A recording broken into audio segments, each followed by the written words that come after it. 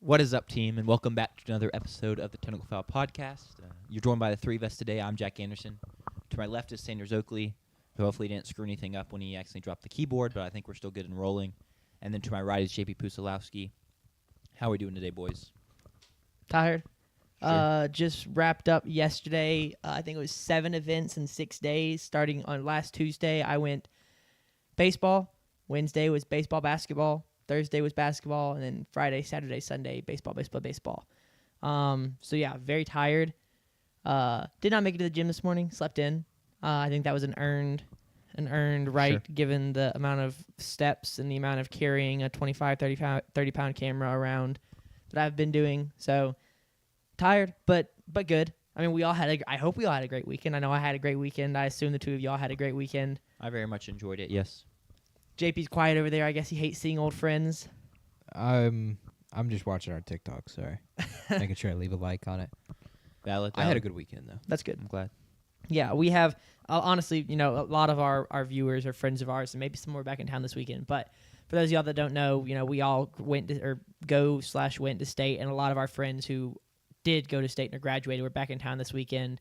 So we got to see a lot of them at baseball and hanging out at night. So it was we had people from Texas, from Georgia, Tennessee, all over. So it was really cool. Washington, possibly. Mississippi. There could have been someone there from Washington.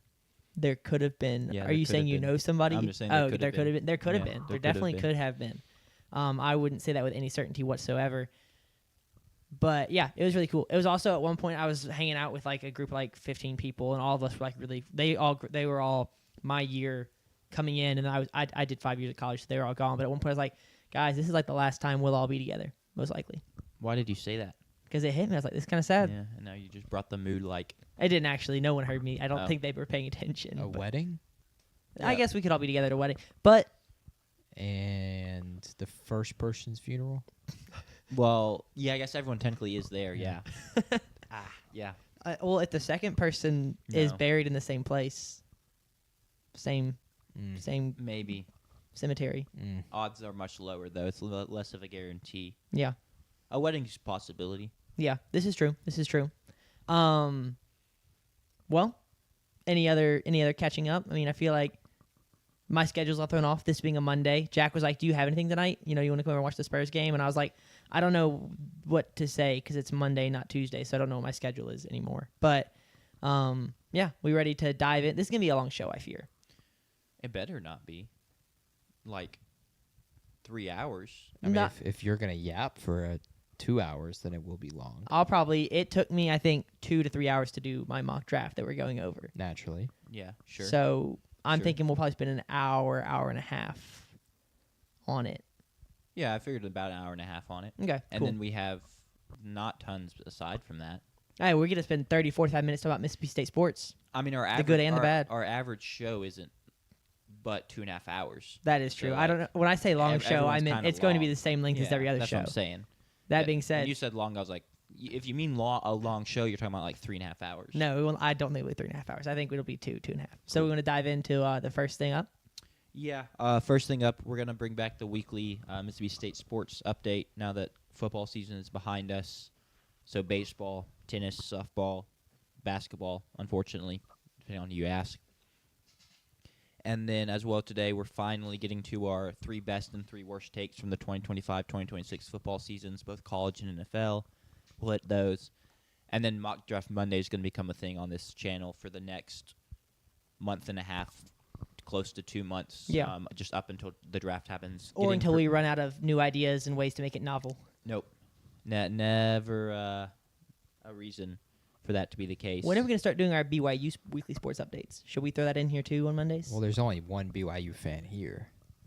That was kind of established throughout the year, at least. with that y'all's- literally was not established. y'all's You affinity- picked them to go under on the win y'all's totals. I affinity picked for them to go Texas over. Tech, shout out CT, kind of like slowly I'm just pulled a you away realist. from No, I'm just a BYU. realist. I hate Texas Tech. Yeah, who won that game? Texas Tech did. All right. Both There we of the go. games. So who's Yep. a ball knower? The guys that picked Texas Tech or the guy that blindly I was watching our old stock markets, and we apparently bought and sold whether or not you should be homers for your team. And me and Jack both sold and you bought. So it makes sense. We're all just displaying our personalities. We are realistic How did you fans. sell on that? I feel like you're the ultimate homer. No, I picked. Like you pick state no matter what. Just picking state. Picking state. Do you not remember when picking I state. picked Southern Miss to win for the first 2 months leading up to the season? But you And then the eventually. la- But your homerism won out. And then I picked Southern to cover and State covered, and I was wrong. This is true. But you always pick state. You to won't win. pick. You said you will always pick A&M to win. I don't think I'll always pick A&M to win. To cover? Did you say you always pick them to cover? I may always pick them to cover. It depends. But see, I have more reason to be able to do that. Why do you just have saying. more reason to be able to do that? Well, What's like, the just slight at my saying. fandom? Alabama comes to Davis Wade. Y'all are probably like, what do you think the line is there? Like when they come to Davis Wade, like 7.5. 9.5. Alabama comes to Kyle Field. What's the line? I don't know. Y'all aren't even the real 12th man. I can't even like 8.5. Right This season, now? this season, this Oh, past this season, past season. like say mid-October, are we favored? Are they favored by 1.5? No, y'all are favored. no, they're favored. I think they're slightly In Kyle favored. Field. At Yeah. what point? At what point in this season? Mid-October. So Maybe. they were still kind of on their hot Yeah, streak. yeah, they were on the hot We streak. were, we were still cruising. Before, anytime before the South Carolina game, Bama is, I think, just a 1-point favorite. Sure. Then after that, maybe it's 3 or 4 points. Well, Cool. but they also started falling off, so there's a chance. Well, that being said, We're getting way We'll do our sidetracked. BYU weekly updates going Sure. forward. I'll start doing some deep I mean, I'll research. be And all over BYU once we get to talking about college basketball. well, I was gonna. I mean, but what do you debates, yeah. tell me? What you know about BYU men's tennis Well, I can tell you and that BYU women's golf? sadly, BYU's men's football team may be in some danger next year with the recent Parker Kingston news. As he allegedly, Felony rape charge. he He 100% is going to be he will kicked not be off on the the team, football team. anymore. because like similar to Jake Retzloff, he ended up not getting in legal trouble, but he broke the BYU code of conduct. Yeah, he got so kicked off the team. Yeah. that's your BYU sports update for the week since Yes. you wanted that. Also, Richie Saunders, one of BYU's guards, probably their second best player on the team behind Devonta towards ACL. So it's a tough week, Well- couple weeks for BYU sports fans. Prayers out for BYU sports. It has not been a Yes. tough week for Mississippi State sports fans. So let's talk about that. Well, it has, depending on your expectations. It's been a fine week. I feel like expectations were met and not exceeded upon this week. The Mississippi State, or do you want to intro it, or do you want me to intro it? This is y'all. I mean, you intro it and then I'll take in because I want to try and play a little game. Okay, the Mississippi State weekly update is back. We started this podcast as a Mississippi State sports podcast, knowing that we wanted to expand to like all the sports and all the teams, but like we're still a state podcast at heart, and so we want to talk about some of the sports that may not get talked about, some of the sports that may get kind of overshadowed. Right? We talk about Mississippi State football every single week. We talk about other football teams and other, the NBA and all that stuff. But we want to talk about, our school and some of the sports going on just because it's fun. This is not fun. The men's basketball team will not be fun to talk about, so I'll just keep it short. Great week or great night, that Wednesday night, from Josh Hubbard, 46 points, 1 point short of the school record. Broke the school record for 3-pointers in a game in the first half with 10. It was the wildest performance from a basketball player I've ever seen in person. Sure. And an incredibly biased, the wildest performance I remember seeing ever, just because I don't watch a lot of basketball. It's the most impressive performance I can think of seeing.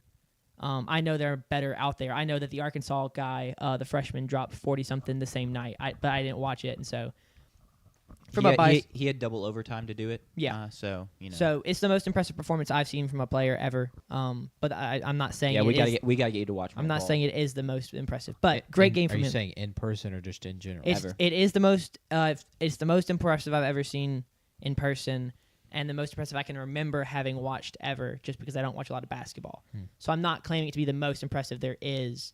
Just that I've seen. Speaking on Josh Hubbard real quick, on my Hoopland save, he has been drafted by the New York Knicks, and is now hooping, wearing number 52. All right, cool. I mean, that's not far from his 5'2". It's not far from his height. All right, that's disrespectful. That's crazy. No, I love. Kept him straight. I swear that they keep raising it. I swear at one point I heard him say 6'1" over the PA system. Yeah, but probably. I think they settled on a 6 foot, which is reasonably close. The game I wanted to play real quick is, so I'm not a state sports fan, but like I go to a couple events. I pay somewhat attention. I do go to school here. They're like my second or third team, depending on the sport. Or third is crazy, but Or third. Continue. I live in Charlottesville currently. That's where my parents are. My dad went to school there. I got to rep UVA. Women's basketball went 1-1 this week, Mm-hmm. as well as men's basketball. Yeah. The baseball team went 5-0. Yeah. The softball team Went like 4-1. They lost 1 game. Okay, I knew they'd lost 1 game, but I was going to say 3-1. I'm not positive. They had a tournament and midweek games, so they went. Softball and baseball are hard to keep track of because midweeks and stuff. But they lost 1 game and then won several others. The men's tennis team went undefeated. Yeah. Um, Women's team lost 1 game. Yeah, I was gonna go 1-1 for the women's team, if they even played 2. But Yeah, I I think they wouldn't did. know. So I did pretty well. I'm gonna give myself a round of applause. Yeah, you had the vibes right. I'll go ahead and rattle through the rest of them. Yeah, like you said, men's team went 1-1. Hubbard had the game Wednesday against Auburn. Saturday, kind of no shows against South Carolina. Not to they would it wasn't like to be unexpected, but just the down after the high of the Auburn game. Too bad McBride's not in the chat. We could get some boots on the ground reporting because he was there, but he's not here. So Jaden Epps gets hurt. I still haven't seen it, but apparently, Coach Jan said that he avoided a major injury, which now makes twice in the last 3 months that state fans have apparently had what looked like a career-ending injury, and we have avoided a major injury. So lots of baby knees on the team. apparently, women's basketball is still currently projected to be in the tournament. They're 18-10. They went 1-1. They've got a couple great wins on the resume at home against top 10 Kentucky, on the road at number 15 Tennessee. It's just a couple losses that are holding us back. We let Florida come in here and beat us, and we let Missouri come in here and beat us. I believe both of those teams now have 4 SEC wins.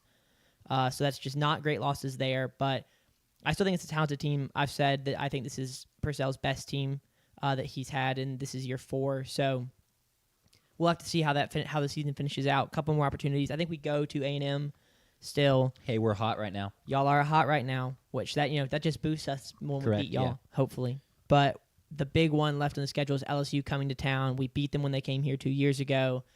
That's the kind of, I think that we either need that game or a big run in the SEC tournament to stay in.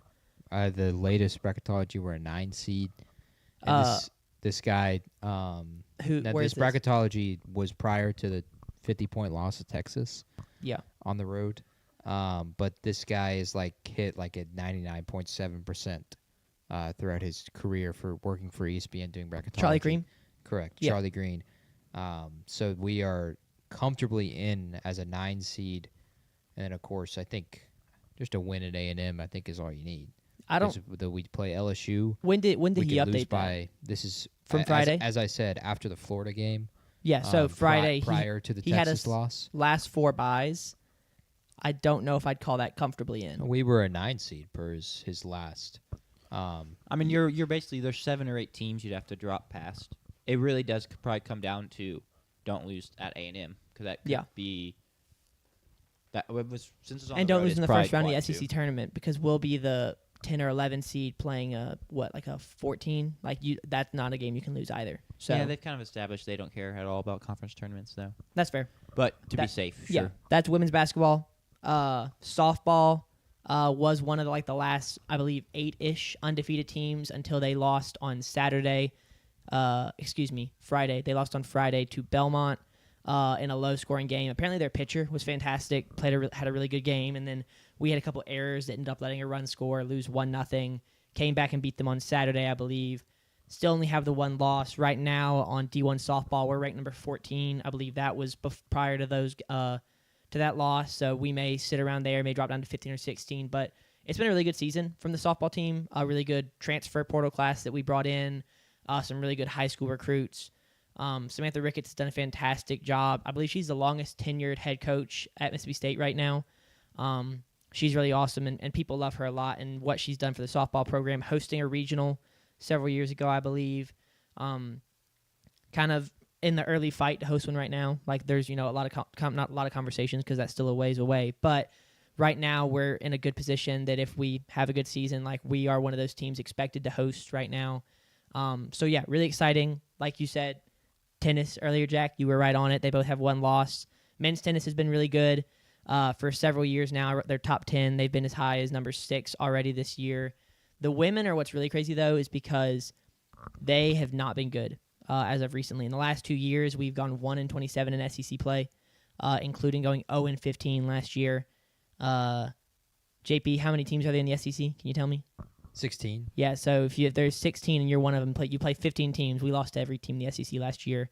But we're number 26 this year. We've been playing much better.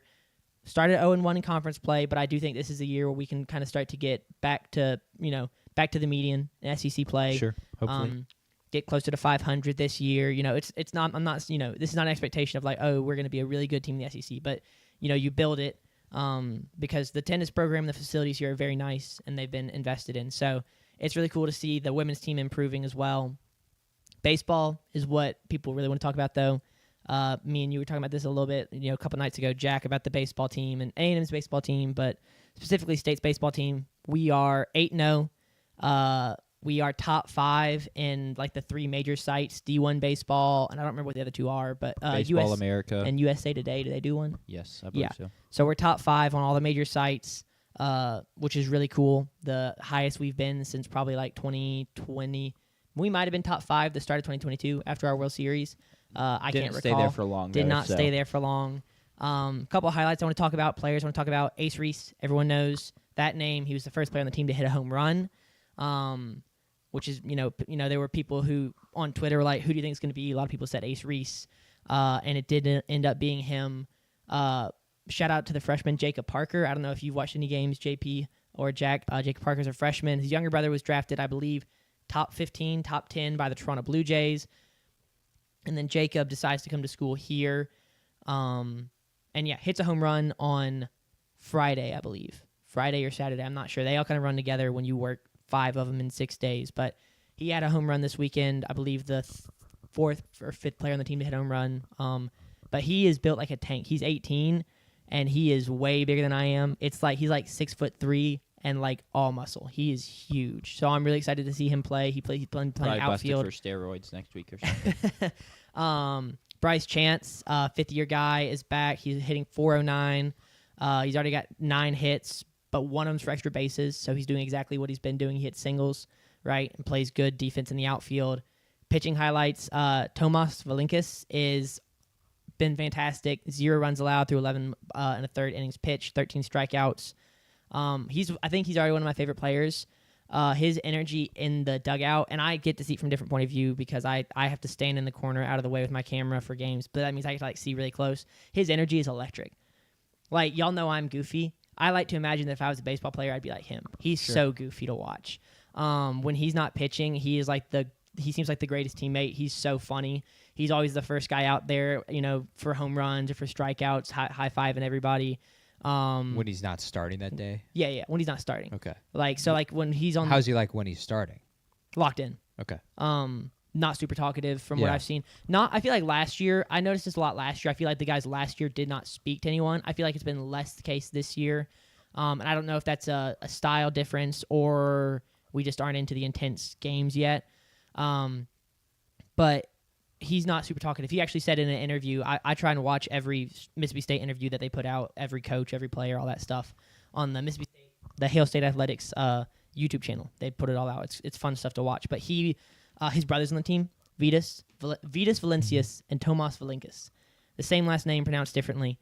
Who knows why that is, but they're on the same team. That just can't be real. It is real. Like, I believe you, but that's the stupidest and thing apparently ever. their mother says it pronounces it differently. They are from, I can't remember where they're from, so I'm not going to guess because I don't want to get it wrong, but they are from somewhere in Europe. I don't remember where it is, but she pronounces it like they do in like their home country. Mm-hmm. So that all 3 of them, I believe, pronounce it differently. The mom and the 2 sons all pronounce it differently. It's a funny story. Anyway. Is their choice on what the pronunciation is? is? I think so, yeah. Yeah, that's not that weird. Yeah, because you could have Puchalowski, like... my family actually pronounces my last name 2 different ways, but that was more so But the immediate family should come to some sort of consensus. my immediate family pronounces it 2 different ways. I thought your dad pronounces it the way it's not supposed to be pronounced, and that's how Correct. you all pronounce it. And so that don't means that pronounce him it and that his way. immediate family would have pronounced it differently. I pronounce it differently than the way that he pronounces it now. That makes zero sense. Well, you just have your last name's Anderson, so you don't. Anderson. See, yeah, There you that'd be go. totally fine. Anderson. But no, we've come to a consensus, as one should, over how a last name is pronounced. Anyway, someone asked him in an interview, they were like, do you and your brother, y'all both speak a little bit of whatever country they are from? I can't remember. It's like, do y'all ever like talk like in the dugout, or do y'all ever like talk to each other, like encouraging each other? And he's like, yeah, we don't really talk to each other in the game, because like when I'm pitching, he knows I don't want to be talked to, and like when he's starting, I just let him do his thing. So yeah, he's a pretty quiet guy when he's starting. When he's not starting, greatest teammate.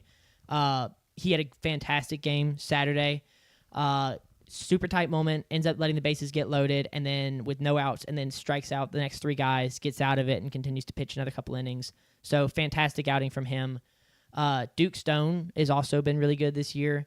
Leads the team in strikeouts, and he has not started weekend yet. He's actually played 3 games already in the first week and in the first 2 weeks. He came in relief the first weekend, started a midweek game, and then came in relief this weekend. So he's already pitched a lot. Like I said, leads the team in strikeouts. 16 strikeouts in 10 innings pitched. Yep. So really great start of the season from him.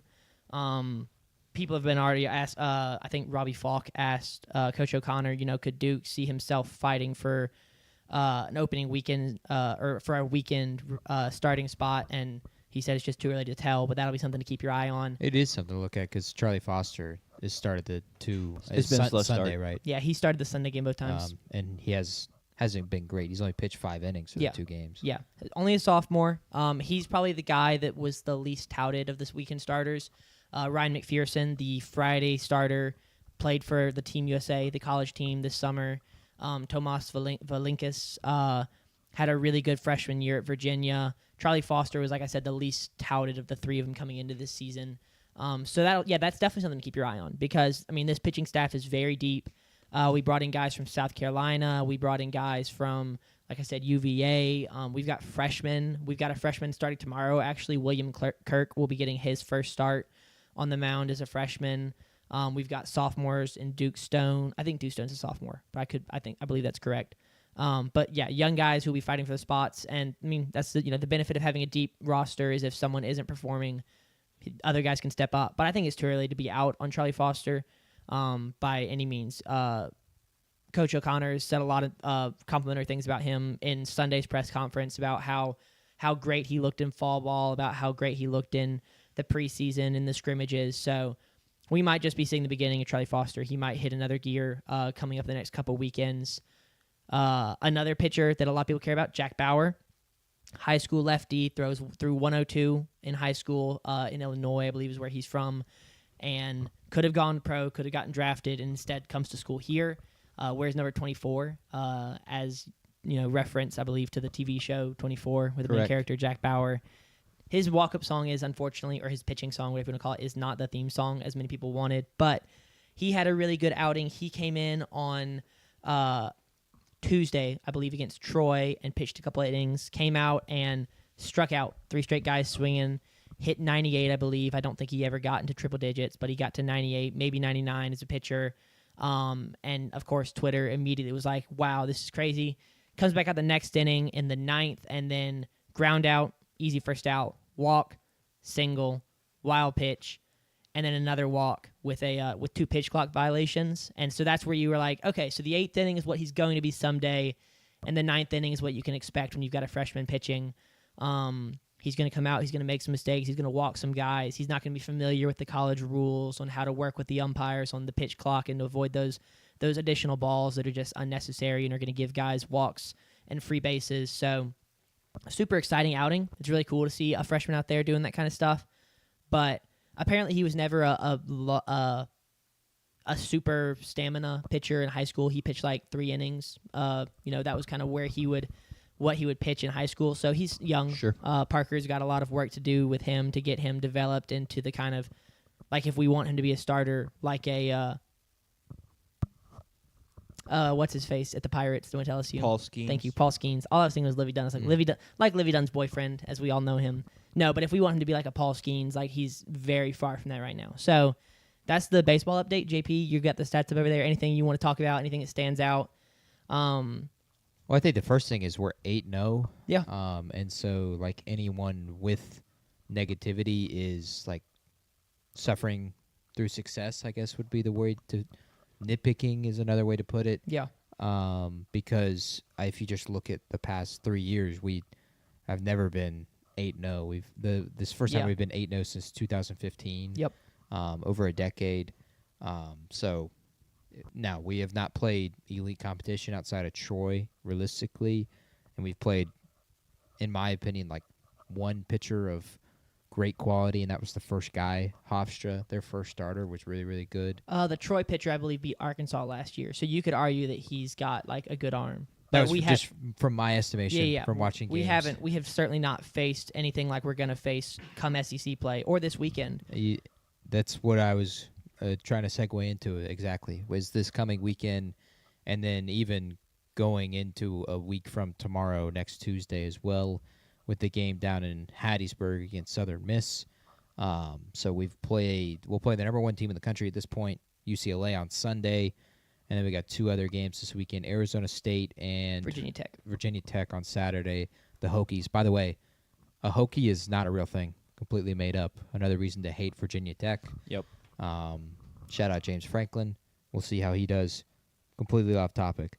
But those three games, playing the number one team in the country on Sunday. And then it's not just any Southern Miss in-state rivalry. They are, I think, number 12 is what they were when it came out today. Or they're in the teens, if not. I think they're the lower teens. I think some places have them in the 20s. I think Ole Miss was 12, but I think Southern was sitting in the lower teens. They're a good baseball team. They're a ranked baseball team. Sure. They lead the country in 40-plus win consecutive 40-plus win seasons, I believe, with 8 consecutive 40-plus win seasons. So they're like people across, like, it's not just Mississippi that knows that Southern Miss has a good baseball team. Like they are known across the country. They've got a good baseball program. So yeah, playing them next Tuesday will be something. That being said, they're still the littlest bro in this state, and we'll hope to prove that on Tuesday. So we are 8-0 at the moment. I mean, they're just regular season merchants. You can't start better at this point in the season. But I do think the litmus test will occur in the next 4 games. Sure. For the Bulldogs, and we're excited to see it. Yeah, I think people who are getting nitpicky broke our rule about expectations, JP, your rule about expectations. Because I saw people saying, oh, we might score 50 against Hofstra this weekend, like total, and we end up, I don't think we end up running. Delaware? No, Hofstra, like opening weekend against Hofstra. Gotcha. People were like, we might score 50 runs this weekend. Mm-hmm.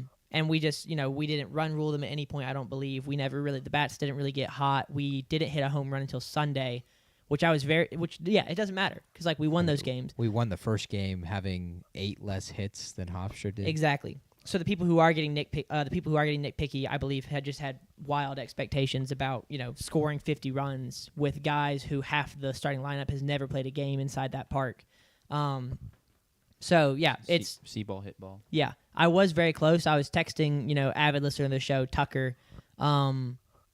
After day one when we didn't hit a home run. I was like, I wonder how many teams who have won the national championship did not hit a home run on their opening day.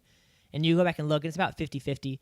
A lot of teams, when they play upper-level competition, like in an invitational or tournament, they do because they're facing pitchers who are giving them like 90-plus. Mm-hmm. But teams who face like Hofstra or Delaware State or these smaller schools don't, because then you face someone like we faced on Wednesday night whose fastball was at like 58, I believe.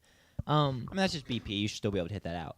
Yeah, but it's not the same. It takes a lot. You can't in BP. I feel like you're not. I feel like you don't hit a home run just because you just didn't hit a home run. Yeah, like, I'm not trying to make excuses for it. I'm just saying that like people were expecting to score 50, and then it was just an unexpected weekend as far as like bats or balls leaving the yard. And then Saturday we didn't have one either. And on Sunday I was like, I'm really interested to see how many teams don't hit a home run in their opening weekend, but we did, so we're good. We can still win the national championship. We're still eligible. But yeah, that's all I got about baseball. Jack, how the Aggies? Good, bad? I mean, we've yet to lose. All We're right. only 7-0 because y'all played 2 midweek games. We only played 1. Yeah. we had a scary week. We had a walk-off pin twice, in 1-0 victory and a 2-1 victory, including in the 2-1 victory, we were down 1-0 in the bottom of the ninth and down to our last strike, and then we had a double to tie it, and then walked them off in the 10th inning. Was your team at A&M the game where the dude dropped Yes. one in center field? Yep, and we won. Did he Olsen Magic. the line drive? Did he drop it or did he just misread it? Misread it and then Yeah. went up to try and catch it and didn't get a glove on it. So since it wasn't dropped, it technically is an RBI double, a walk-off double, even though Apparently, it ball can had be no business dropped getting and down. still be a double because we had a drop on Sunday, or Delaware had a drop on Sunday that was ruled a double. I mean, I think if they deem it due to wind or sun, Yeah. they will potentially still rule it a double. But they're never going to call if a guy doesn't get a glove on it, they're never going to call it an error. Basically, it's always Yeah, going to so be a just hit. don't try is the answer if you don't want an error. Theoretically, the advanced stats will hate you. Your outs above average and your DRS will plummet, but your errors and your fielding percentage because of lack of errors will be perfect. Cool. That was the Mississippi State update. Do you want to talk about Brennan Thompson? Or do you want to do that when we get into Oh, that's a good question. If it should be in the Mississippi State update or not, I think we'll save it for the combine. Okay. Cool. But he Are we does. talking about combine today or are we going to talk about it? We can. It kind of a lead in with. I would like to at least Yeah. talk about some of the storylines, and that can also just be talked about throughout the mock draft that we will have here in a second. I Cool. have a big combine storyline. Oh, boy. Save it for later? You're going to just pop it right now? I can save it for later. Okay. We'll save it for later. Do we want to go ahead and get into our best and worst takes of Yeah. 2025? And let's start with the worst, Oh, boy. and Oh, then okay. and then we can end on a positive note. Is what I was In thinking. 2025 on a positive Yeah. note. I like that. I like that a lot. Should we have gotten clown noses for this segment? I thought about it, and I legitimately think if Josh Pate hadn't done it, I would have done it. But I was like, I just don't want to Should have got pull a clown Josh makeup Pate. Yeah, for this segment. yeah. There you go. Go Yeah. one step further. I need a clown noise, like a clown nose noise. Clown on shoes. there. Is there a womp womp womp or anything on the soundboard? Bear with us, guys. Let me just some feel. I can't remember or not. No, No, Nope. it's punchline. Definitely not. I think there is though. Definitely not. Not that one. I like that one though. There it is. There we go. Okay, perfect. This is good for the worst takes. All I may right. pop that out a couple times during this. Absolutely. I can start. Yeah, It intro. don't really matter to me. Welcome to, I guess, the segment where we eat some crow. These are collectively our worst takes from the 2025-2026 football season, both college and pro. All three of us went and did some digging and came up with three of what we think are our worst takes. 2 or 3. I had plenty, two or three. I had plenty. So if you're for some reason watching this and you're like, I know this guy had a bad take about this. Look, I had to choose 3. I can't sit here for an hour and just start rattling through them. So if you can think of one that I had previously or any of us had previously, feel free to throw it in the comments. But we're just addressing 2 or 3. And yeah, these will be our worst takes. I can kick us off. I'll go through mine real quick. My first one, and this is college football. During the Indiana football preview we did, I said that they essentially were a Tier 2 Big Ten team trying to break through into that top tier up with Oregon, Ohio State, even potentially a Michigan. And I didn't, say specifically they cannot do it, but I did say I did not see it happening. It did happen. They did win the national championship. They did go undefeated. Their quarterback, Fernando Mendoza, is going to go first overall. Their head coach won Coach of the Year. Fantastic season from them. Horrible take from me.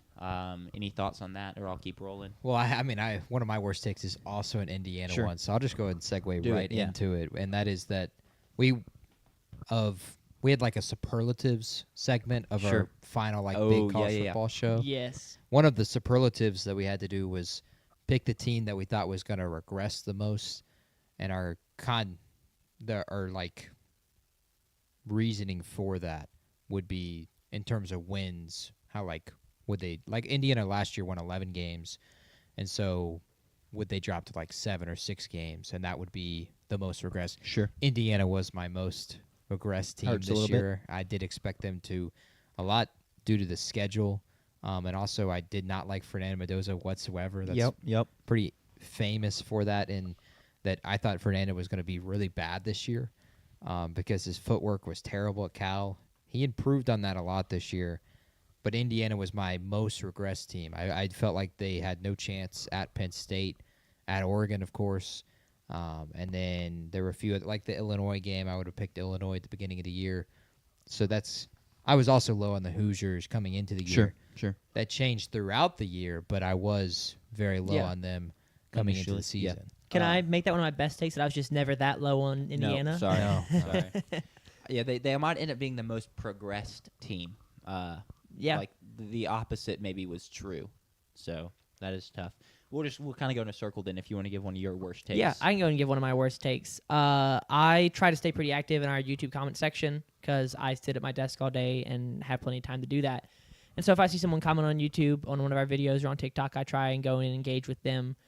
I believe this was actually technically during a live stream, and it may have been with one of our regular listeners. I couldn't go back and find the exact quote, but this was early in the season, maybe even in the offseason, talking about quarterbacks and this draft. And I said roughly that I think that there are going to be 3 or 4 guys who could go number 1 and 5 or 6 guys who go in the first round. And I'll go and list off some of the names that I know I had on there. Cade Klubnik, Drew Aller, Garrett Nussmeier, Lenore Sellers, Dante Moore. There were probably more that I forgot about. And now none of those guys are going to go in the first round of the 2026 NFL draft. And so my confidence in the how good this QB draft class was going to be. One of them could go, maybe. Most likely not. But Yeah, maybe Genus. That's the hope I'll hold on to. But yeah, that was a terrible take for me. I have loved this draft class. And I mean, even last year, talking about the NFL draft, it was like, well, we're going to have Arch, and we're going to have Drew Aller, who came back for another year, and Cade, who came back for another year, and Garrett, who came back for another year, and then all these young guys like Dante Moore, like Lenore Sellers. I mean, I thought the sky was the limit for this draft class, and I was very wrong. So that now it's next year's class, though. it is. I mean, it's gonna be so. We're just gonna keep kicking 2 the of those can down the guys road. are already part of next year's class. Then we'll have Arch Manning a part of that class. We'll have DJ Lagway in that class. Gunnar Maybe. Stockton. Dylan Raiola is Maybe. actually gonna he's Not. gonna redshirt at Oregon, but he's gonna have such good practices. He's gonna get drafted in the first round. Mhm. Nico Imaliata. That is a joke. I don't want this clipped for next year's worst takes. Yeah, Dylan Raiola yeah. drafted in the first round.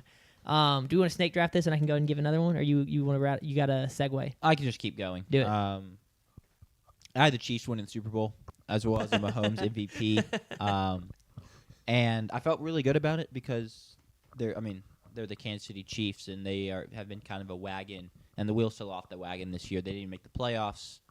Mahomes ACL. Unfortunately, JP was potentially right about that. Is that on your best takes? That was an honorable mention. Sure. JP did call for the Mahomes, not call for as in like I want this to happen. He was not advocating for an injury. I probably could pull up some text about him being very sad about it, but he kind of predicted it. Yeah. And it did happen. It's unfortunate that it was in the show that we lost to the Void. That is true. I was able to find a clip of it. It was Okay. in the Kansas City Chiefs. Okay, cool. Yeah, because it Clip. got re-referenced. Yeah. I think the initial referencing was lost. Yeah. But yeah, I was way off on that one. I'm gonna be honest, I don't really hate my thought process, but very much missed the mark. Yeah, I it's gotta weird. I got to read the tea leaves better. Yeah, it's one of those, and I feel Like the the one I'm same. gonna get to next, I'm like, okay, I was really stupid for that. Yeah, it's one of those where it's like there's a difference between a bad take where you're like, yeah, I was stupid, and a bad take where I was like even your Indiana take, I feel like you should be like, oh, I was stupid for not seeing 16-0 coming. Like I feel like it's just like, okay, I was just They were wrong. the losingest program in college football Correct. history coming into the season. Yeah. So I do think that there's like different tiers of bad takes. Where it's Sometimes like, your process is good, and then just unforeseen things happen. Sometimes your process is horrible. yeah. What do you got, JP?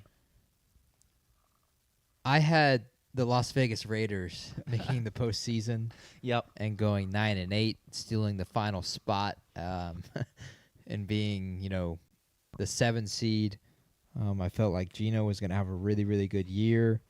Yep. I Better than thought- Justin Herbert, you probably I did thought. probably think, he was going to have a better year than Justin Herbert. I thought, there was some sound reasoning to it. I'm not the only person in, the sports media world. That's right. I'm putting myself in the sports media world who had a take similar to this nature. Nick Wright also had the Raiders in the postseason for largely similar reasons that I did. That, of course, did not happen. They have the number 1 overall pick in the draft. So we are well off of that. Of 9-8, they only won 1/3 of those games, winning just 3. Geno led the league in interceptions and sacks. He led the league in sacks in the regular season. So yeah, we missed on that one. Sadly, the Raiders were nowhere close. Even after a Week 1 victory over the New England Patriots. Yep, which is so funny to think about now. Yes, absolutely diabolical that they had, that kind of win and then went the way they did. A lot of it was, maybe you could say injuries here and there, the team punting on themselves here and there. But realistically, looking back on it, I don't know how you look at that roster in the preseason and make a conclusion like that. Yeah, without being delusional about the quarterback. Sure. Like I was, and I clearly was with Geno Smith. So I thought, Geno might carry You're the pumping up roster your around guy him. a little too much. This will be, a learning moment for don't necessarily make takes based off of heart. Sure. Especially when it's not your own team. Yeah. I'm free to do that with the New Orleans Saints, but to do that with Geno and the Raiders was a clear mistake. But like Jack said, next year, though, Yeah. Raiders, Fernando Mendoza, 7 seed. I mean, Yep. I think I had them. Fernando Mendoza might get sacked 81 times. Maybe. I think I had them winning 6 or 7 games, so I was off on them too. That's tough It is tough. that you had them winning that many games. I think I probably and maybe things break differently. They can win a couple more, but they probably were not even going to get to 7, much less 9. 9, shout out 9. Yeah. I think I have a really good 9 moment coming. Oh, Just wait. perfect. I one of my worst takes of the season was another comment that I left. That's how it's helpful for me to remember. I don't remember stuff I say, but when I type something out, I usually remember it. I have a screenshot actually. I'm not gonna show it on screen. I don't think. Wait. If I just no, I can't. Okay. Here's a screenshot that I'll read for y'all. This was our Seattle Seahawks off whatever we called it, 2025 preview or whatever. Talking about we were all, I believe, I know you were low on Sam Darnold. I know I was low on Sam Darnold. You were probably low. We all thought that the move from Geno to Sam was a downgrade. We'll get to me being I low thought on it was Sam a Darnold downgrade. in probably 2 I minutes. 100% thought it was a downgrade. I thought it was a downgrade.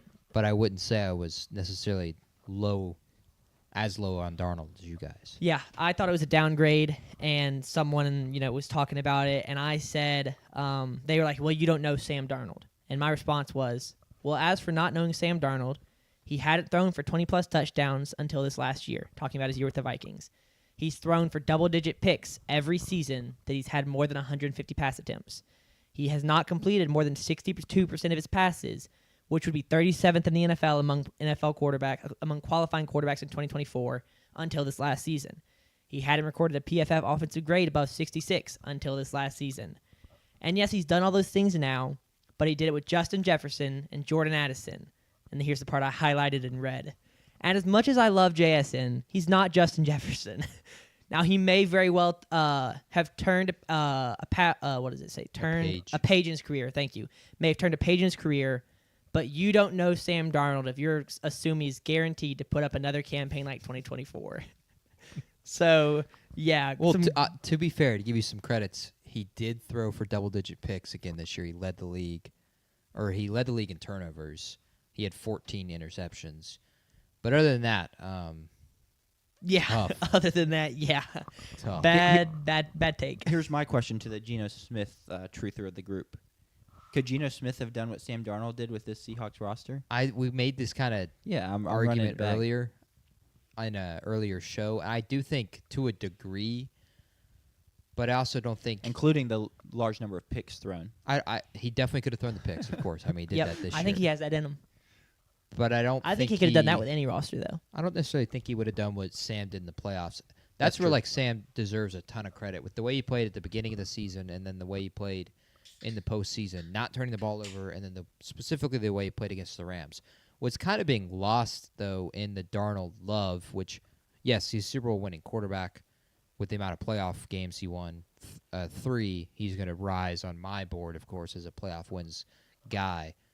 But his stats were not that great this year. His stats were strikingly different than they were in Minnesota.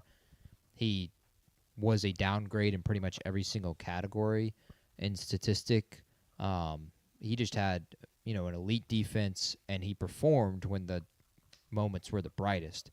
That's where he deserves a ton of credit, is how he performed against Los Angeles and kind of how he performed in the beginning of the year, and then more specifically, how he was able to respond to throwing 4 picks in the first Rams game, throwing 2 picks in the first half of that Rams game, and then for the next 6 quarters against the Rams, he was amazing against what was, if not the best football team in the league. Kind of sounds like Eli Manning, right? Eli Manning was not known for having like Peyton Manning-esque seasons with 5,000 passing yards and 50 touchdowns. But when the playoffs hit and when he faced Tom Brady, like, he did what needed to be done. Like, he hits Victor Cruz and he hits Mario Manningham? Is that right? Mario Manningham. And got the job done. So, yeah, that's a bad take from me. Mario Manningham and David Tyree with the Tyree catch. Yeah. And I thought I was high on JSN because I had him in a keeper league and I was super excited to keep him. I just was not that high on him. Not high enough, obviously. Yeah, he had an elite year. I remember fantasy football perspective, he was being drafted around 36. He'd fall into the 40s in some drafts. And, yeah, he would have deserved, in a redraft, he would go top 3. If you knew what the results of the season were going to be, it would probably be him, Puka Nacua, and CMC Yep. as your top 3 picks. Oh, that's why, as someone in a league we all were in ended up with Puka and JSN. Yep. And they were a pain in the ass to play against because at least one of them was going off every week.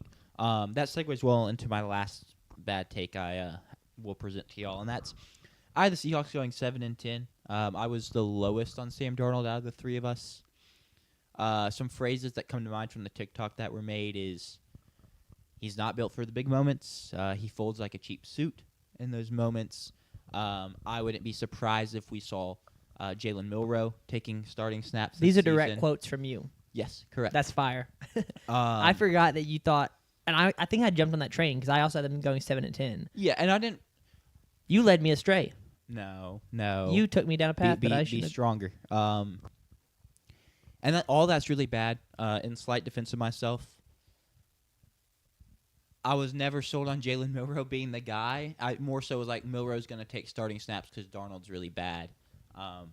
So don't take this as I love Jalen Milroe. Okay. If that makes sense. Yeah. Not that makes the take any better. Yeah. But I'm just not trying to compound. There's not multiple bad takes here. Yeah. That's fair. That's fair. I'm not a Jalen Milroe truther. Sanders is. That's definitely one of Sanders' guys. I mean, Alabama alum. Nope. And was on your fantasy team that won it all. It did win it all. Shout out him for that. Appreciate him for his contributions. But JP? Yeah, a really, really poor take for me. That's my worst, easily, in my opinion. My worst take is I had the Carolina Panthers on 0-17 watch. And I officially Hall of Fame bad take. Yeah, when we put them our official predictions for the season in, I had them going 4-13. In the TikTok, I had them going 2-15. This is still probably our most hated on TikTok. If it's second to anything, it's second to my New Orleans Saints winning the division TikTok. Yeah. In terms of this is a unbelievably garbage take. You have the Chris Collinsworth. Now here's a guy who doesn't know ball. You're a dumbass is a good one that's been used a ton. That was actually the most liked comment on the Carolina Panthers TikTok. Sick. This take got so bad to the point where we had to make an entire segment on the show of me apologizing to Carolina Panthers fans. Yeah. So it takes the cake. Which you then turned into but I still think I'm kind of right. And Well, he got his Bryce Young takes off. Yeah. still. I got my Bryce Young takes off. I said, don't go lose to the Saints. They ended up losing to the Saints twice. That is Tyler true, Shuck yeah. twice. So, in my opinion, I felt like I got the last laugh this year, even though they won the division at 8-9. There's still plenty of. I'm not going to go on the Bryce Young tangent again. Yeah, that's good. This was my worst take Yeah. of the year, and I can't wait to make it again next year. It would actually be hilarious if would be I so made the funny. exact same TikTok again. Let's just repost it. I'll just repost the exact same TikTok. yeah, we just change Change the schedule. There you Yeah. go. I may feel the same way. Now, in part, the reason I felt this way is the roster. You looked at the roster.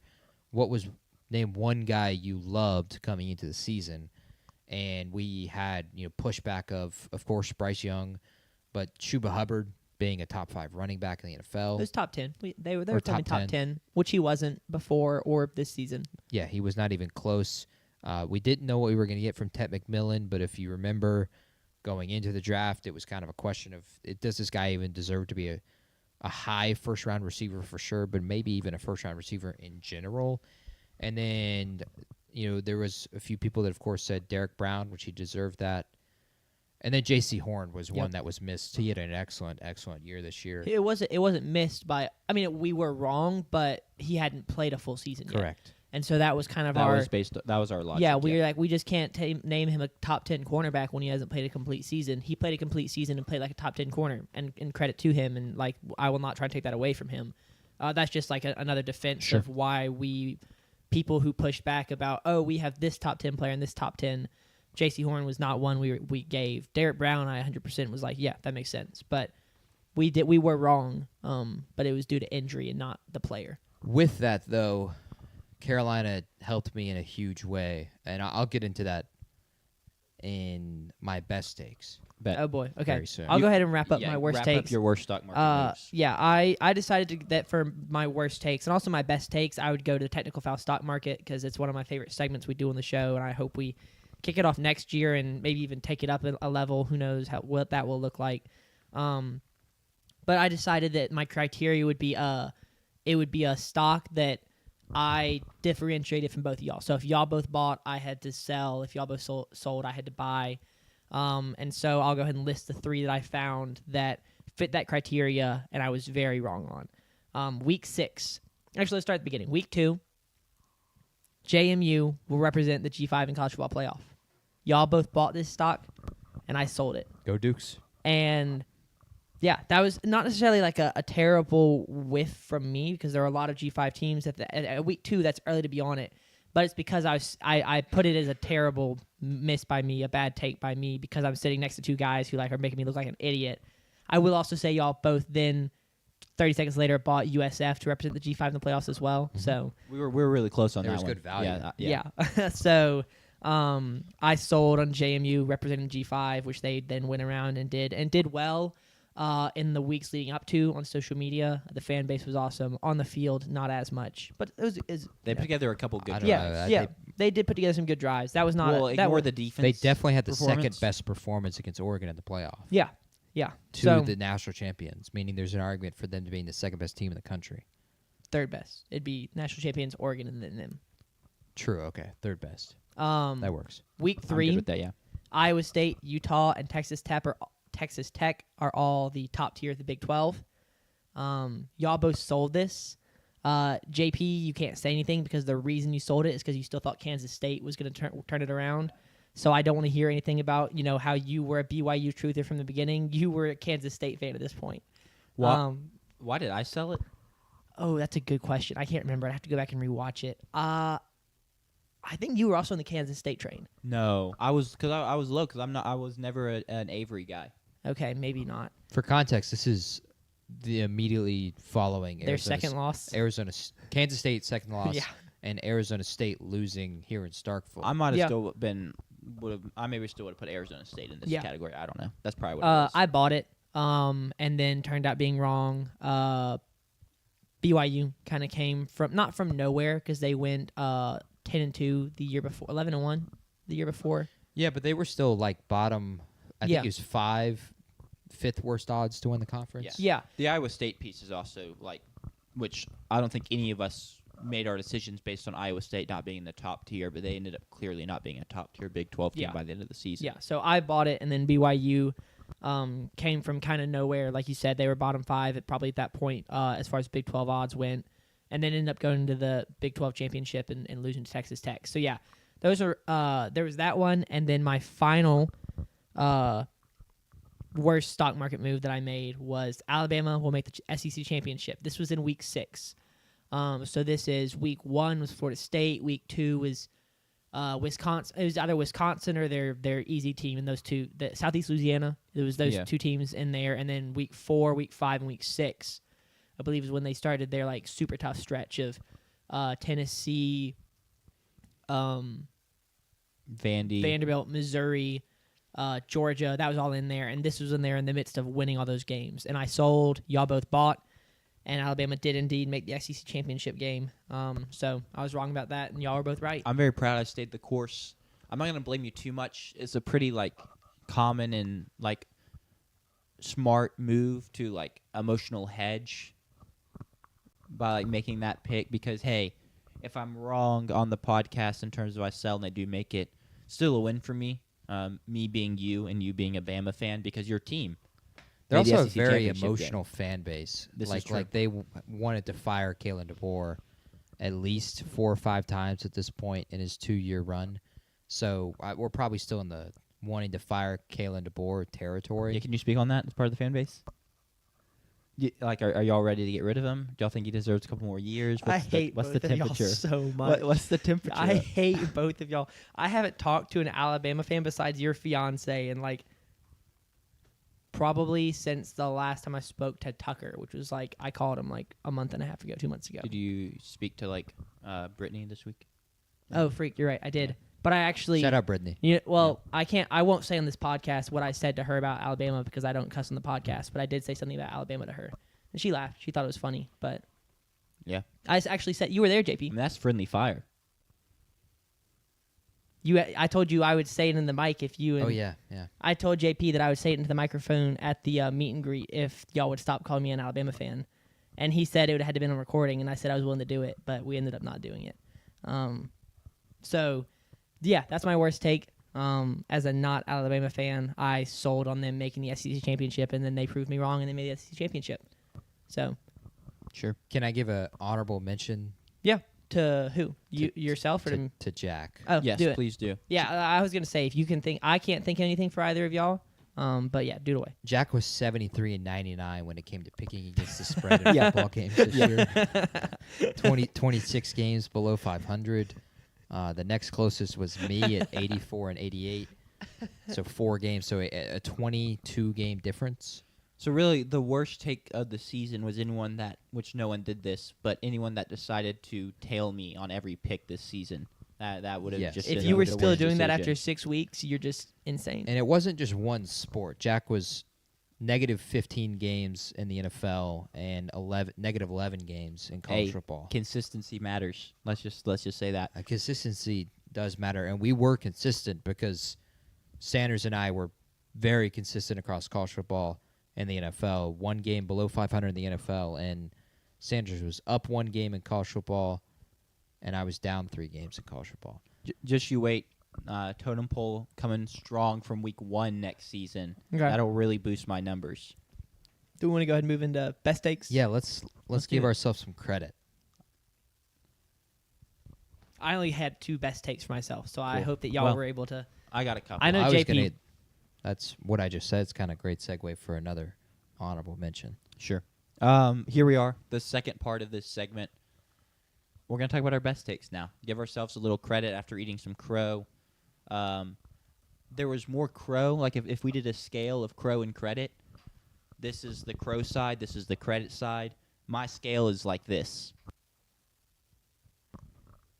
Way more crow than credit, but Yeah. I'm still going to give myself some credit. And I can kick it off for us here, unless you want to roll into your audible mention real quick. No, I Okay. was. Sure. We'll cap with that, if anything. I'll start with not really like a insane pool by me, but I had the Jaguars in the playoffs. They did end up doing that. I also had Liam Cohen winning Coach of the Year. He did not win Coach of the Year, but he finished 3rd. He was a finalist. Very happy. I just kind of was on that train from the jump, and they proved me right this season. Very, very happy with that. And the take was largely based on what I believed to be a good coaching hire in Liam Cohen.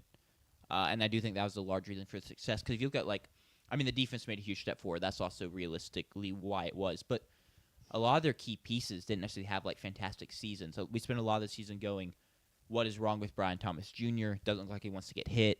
Travis Hunter didn't really come in and have the splash that some people expected him to. But Trevor Lawrence had a great season. Etienne was very good. That defense was very good. I'm going to give myself some credit for that take. Yeah. Do you have another? I have two more. I can go and give them. Okay. Well, no, we can Okay. move to the next person. I am going to give credit to My Pyramid, new segment this Sure. year. Yeah. It cooked. It was a power ranking segment. It started after watching the first week of the NFL, so no preseason power rankings. Watched week 1, made a pyramid, had our 4 teams left out. We went into the graveyard eventually in week 5 or 6, whenever the Jets Dolphins Monday Night Football game was, which I can't believe they put that on TV. Looking back in hindsight, Should have been rated R, not for children to watch. yeah, good thing that was on a school night, a late Monday night too. So the pyramid was 122 and 109 when it came to predicting against the spread. That's 52.81%. For context, for a model or for a betting person to be profitable, betting against the spread on NFL games or just in general, you want to look at being 52.38%. So we were 1 game above 500, which is a profitable model, and that is the stamp of approval for me. But I did the research following the season, and this may be something that we look to next year, which was as a money line predictor, meaning if the model predicted the underdog to cover, if you bet, let's just say $100 on the underdog to win versus if you thought the favorite was going to cover, you bet the favorite to win. How did the model do? The model was superb, excellent, unbelievable, some might say. 11.95 units up, 12 units up, which in betting terms is an excellent, excellent season. So basically, every time your model picked a team to cover, if you bet them money line. If you bet the money line $100 on whatever team I picked to cover the spread, you would have made $1,200 this year. That is across 16 That's across times 17. That's across 200+ games. Okay. That's good value. 231 games. We were up 12 units. There were multiple weeks where we had excellent weeks, specifically weeks where if you had bet $100 on every game that I had predicted, you would have made $491, $790, and then $500. But more specifically, in week 9, you would have made $1,281. Ironically, a week where 2 quarterbacks who wear the number 9 won games on the road as 9+ point underdogs, including number 9, Bryce Young and the Carolina Panthers winning it at the Green Bay Packers, and 9 himself, The man. winning at the Shout out Detroit 9. Lions. Both of them were 9+ point underdogs and won in week 9 for the most profitable week as a moneyline predictor. In fact, making more money than the amount of units I made this season, would have made this season as a moneyline predictor. $1,281 or 12.81 units. So that the pyramid had a great, great start Yeah. to its run, and we'll look forward to next year. As an honorable mention, though, I wanted to give an honorable mention to Jack. His totem pole, which we introduced in week 14, had an excellent year. I did not do the money line predicting, but you don't have to. If you just did the spread, the totem pole was 44 and 28 this year for 61.11%, which That's is crazy. an excellent, excellent season. Shout out the Woodland Shaman. Next year, we look forward to potentially having a real live totem pole on set. Yep. I'm gonna be like the Wheel of Fortune girl, like going up and revealing the letters, making my totem pole off on the side. I Give can't me an wait O. for that. But great Nobody years starts with O. from both of the technical fouls models Sure. that we have on set. So it's a good shout out. Absolutely. Sanders.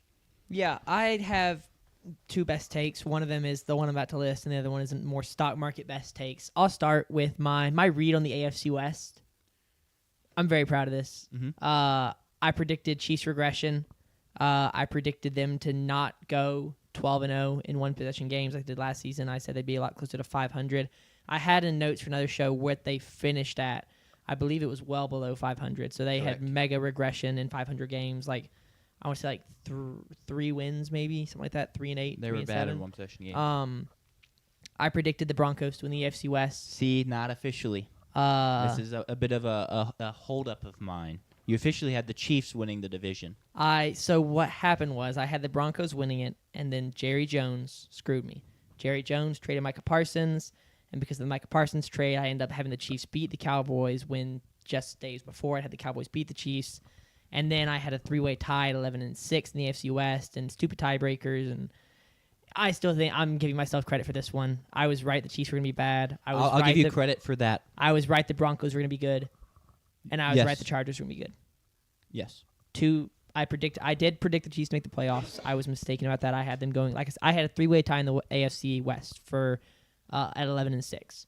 But I give myself credit for predicting the Broncos to. I was wrong about Bo Nix taking a step forward. I don't think he played leaps and bounds better than he did last year. I think the defense played phenomenally this year and really kind of carried them at times. Bo Nix stepped up in moments. The fourth quarter comebacks that he had. 7 game-winning drives this year, so Yes, he stepped up in big which moments. is a Geno stat. Yeah, he did. He just didn't have like a front to back, like Was he- coast to coast. yeah. Great season. Him and Bryce Young, man, they do it different. Yeah.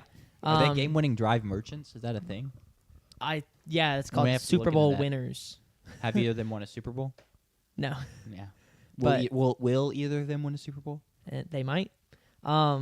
But yeah, that's my No. my best take was I also had the Raiders go 2-15.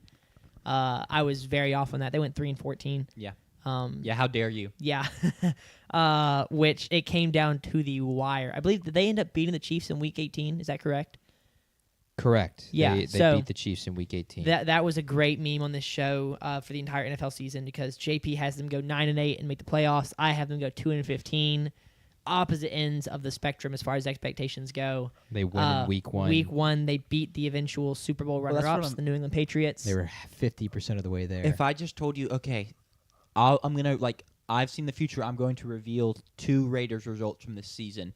They beat the Chiefs once, and they beat the Patriots, and I'll be like, and the Patriots, go Go to into the the playoffs and, like, go on a playoff run.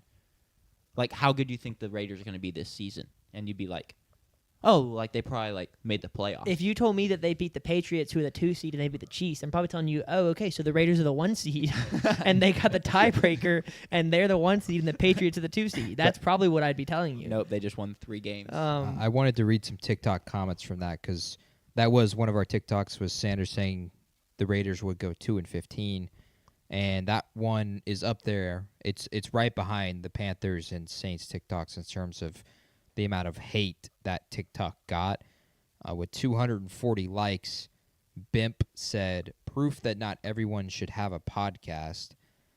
Appreciate that, Bimp. Your favorite web designer with 130 likes said, "I will bet you $1 million the Raiders win more than 2 games." Glad I did not take that bet. He had to sweat a $1 million bet in Week 18.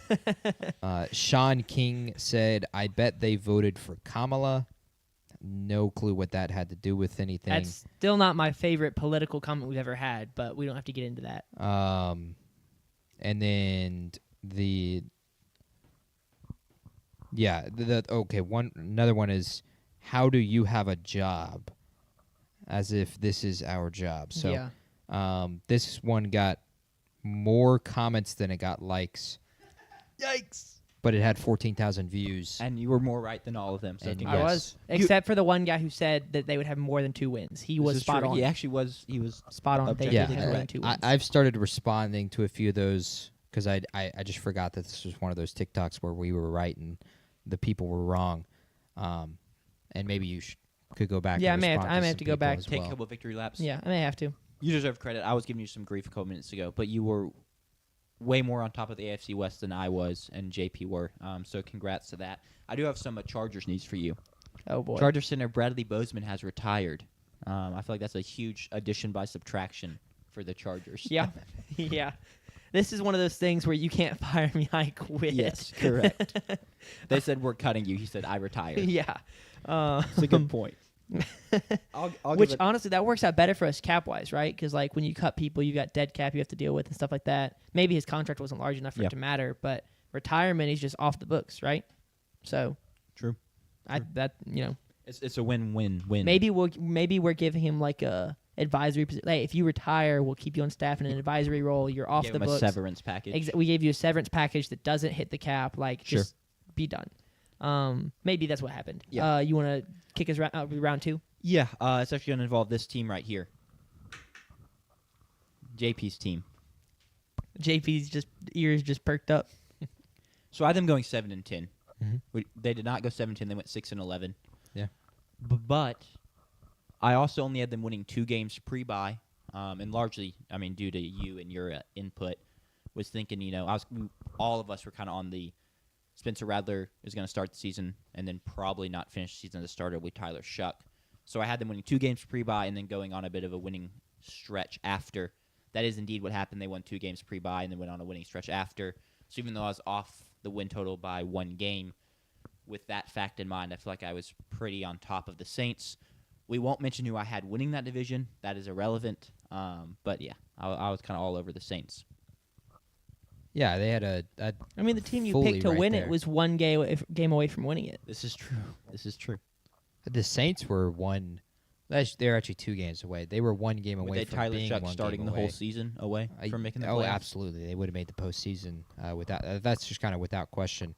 But they were 1 more win away from beating Atlanta, and they would have won the 8-9 tiebreaker and been in the postseason. And then I would have, of course, changed my entire narrative on whether or not an 8-9 playoff team, earned their postseason bid. Naturally. But that is It was just a really tough division, man. You Absolutely. don't understand. Yeah, the yeah, grind we had to get through just to get to 8 a wins. super tough schedule, even though it was one of the easiest in the league. But thankfully we finished in 4th place, still at 6-11, and we get that 4th place schedule next year. But shout out the Saints, shout out Jack for his take there. My second one that I wanted to give light to is kind of a three-parter, 3 takes in one. Okay. And that is, I had the Chicago Bears, the Seattle Seahawks, and the New England Patriots all making the postseason. The only one on the pod to have any of those 3 teams in the postseason, and I had all 3. Jack and Sanders each did this themselves with 1 team, where they were the only one with that team, and that team made the postseason. Jack already mentioned earlier with the Jaguars. Sanders was just talking about it with the Denver Broncos. So I had 3. That's 3 times as much as you guys. But all 3 of those teams had over-under wins of 8.5. They were right there on the borderline of whether or not they would make the postseason. Again, 9 wins would not have made a wild card spot in either conference this season. All 3 of them were outside on the outside looking in for a lot of people. And I had each of them in the postseason. But more specifically, Seattle I had, and I was all over them by week 3. After they beat the Pittsburgh Steelers and were 1-1, from the week 3 pyramid on, Seattle never went lower than tier 3. They were a tier 2 or above from week 7 on. That's not even midway through the season after a win in Jacksonville. And that wasn't necessarily like the most impressive victory. They won 20-12. They spent 5 weeks as the number 1 team in the regular season. The only reason they were ever not number 1 was because of the Sam Darnold 4-pick game against the Rams, and the Rams were number 1. This is a team I was all over from the beginning.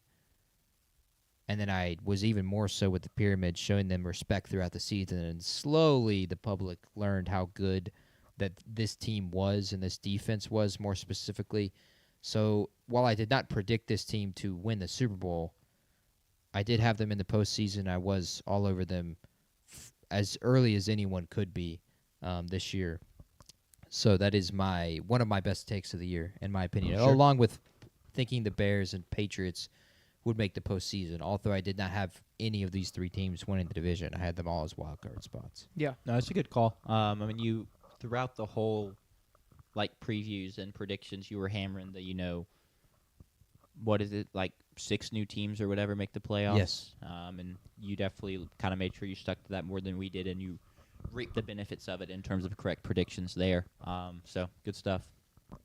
You want to give your stock market good takes? Yeah. I can. I'm pulling that No, up you're good. now. I was also trying to see, do you have the notes, JP, on who each of us predicted to win the Super Bowl every week? Or like we only did it for like 4 or 5 weeks. I can pull that up really quickly. I mean, I just didn't know if there's anything funny there.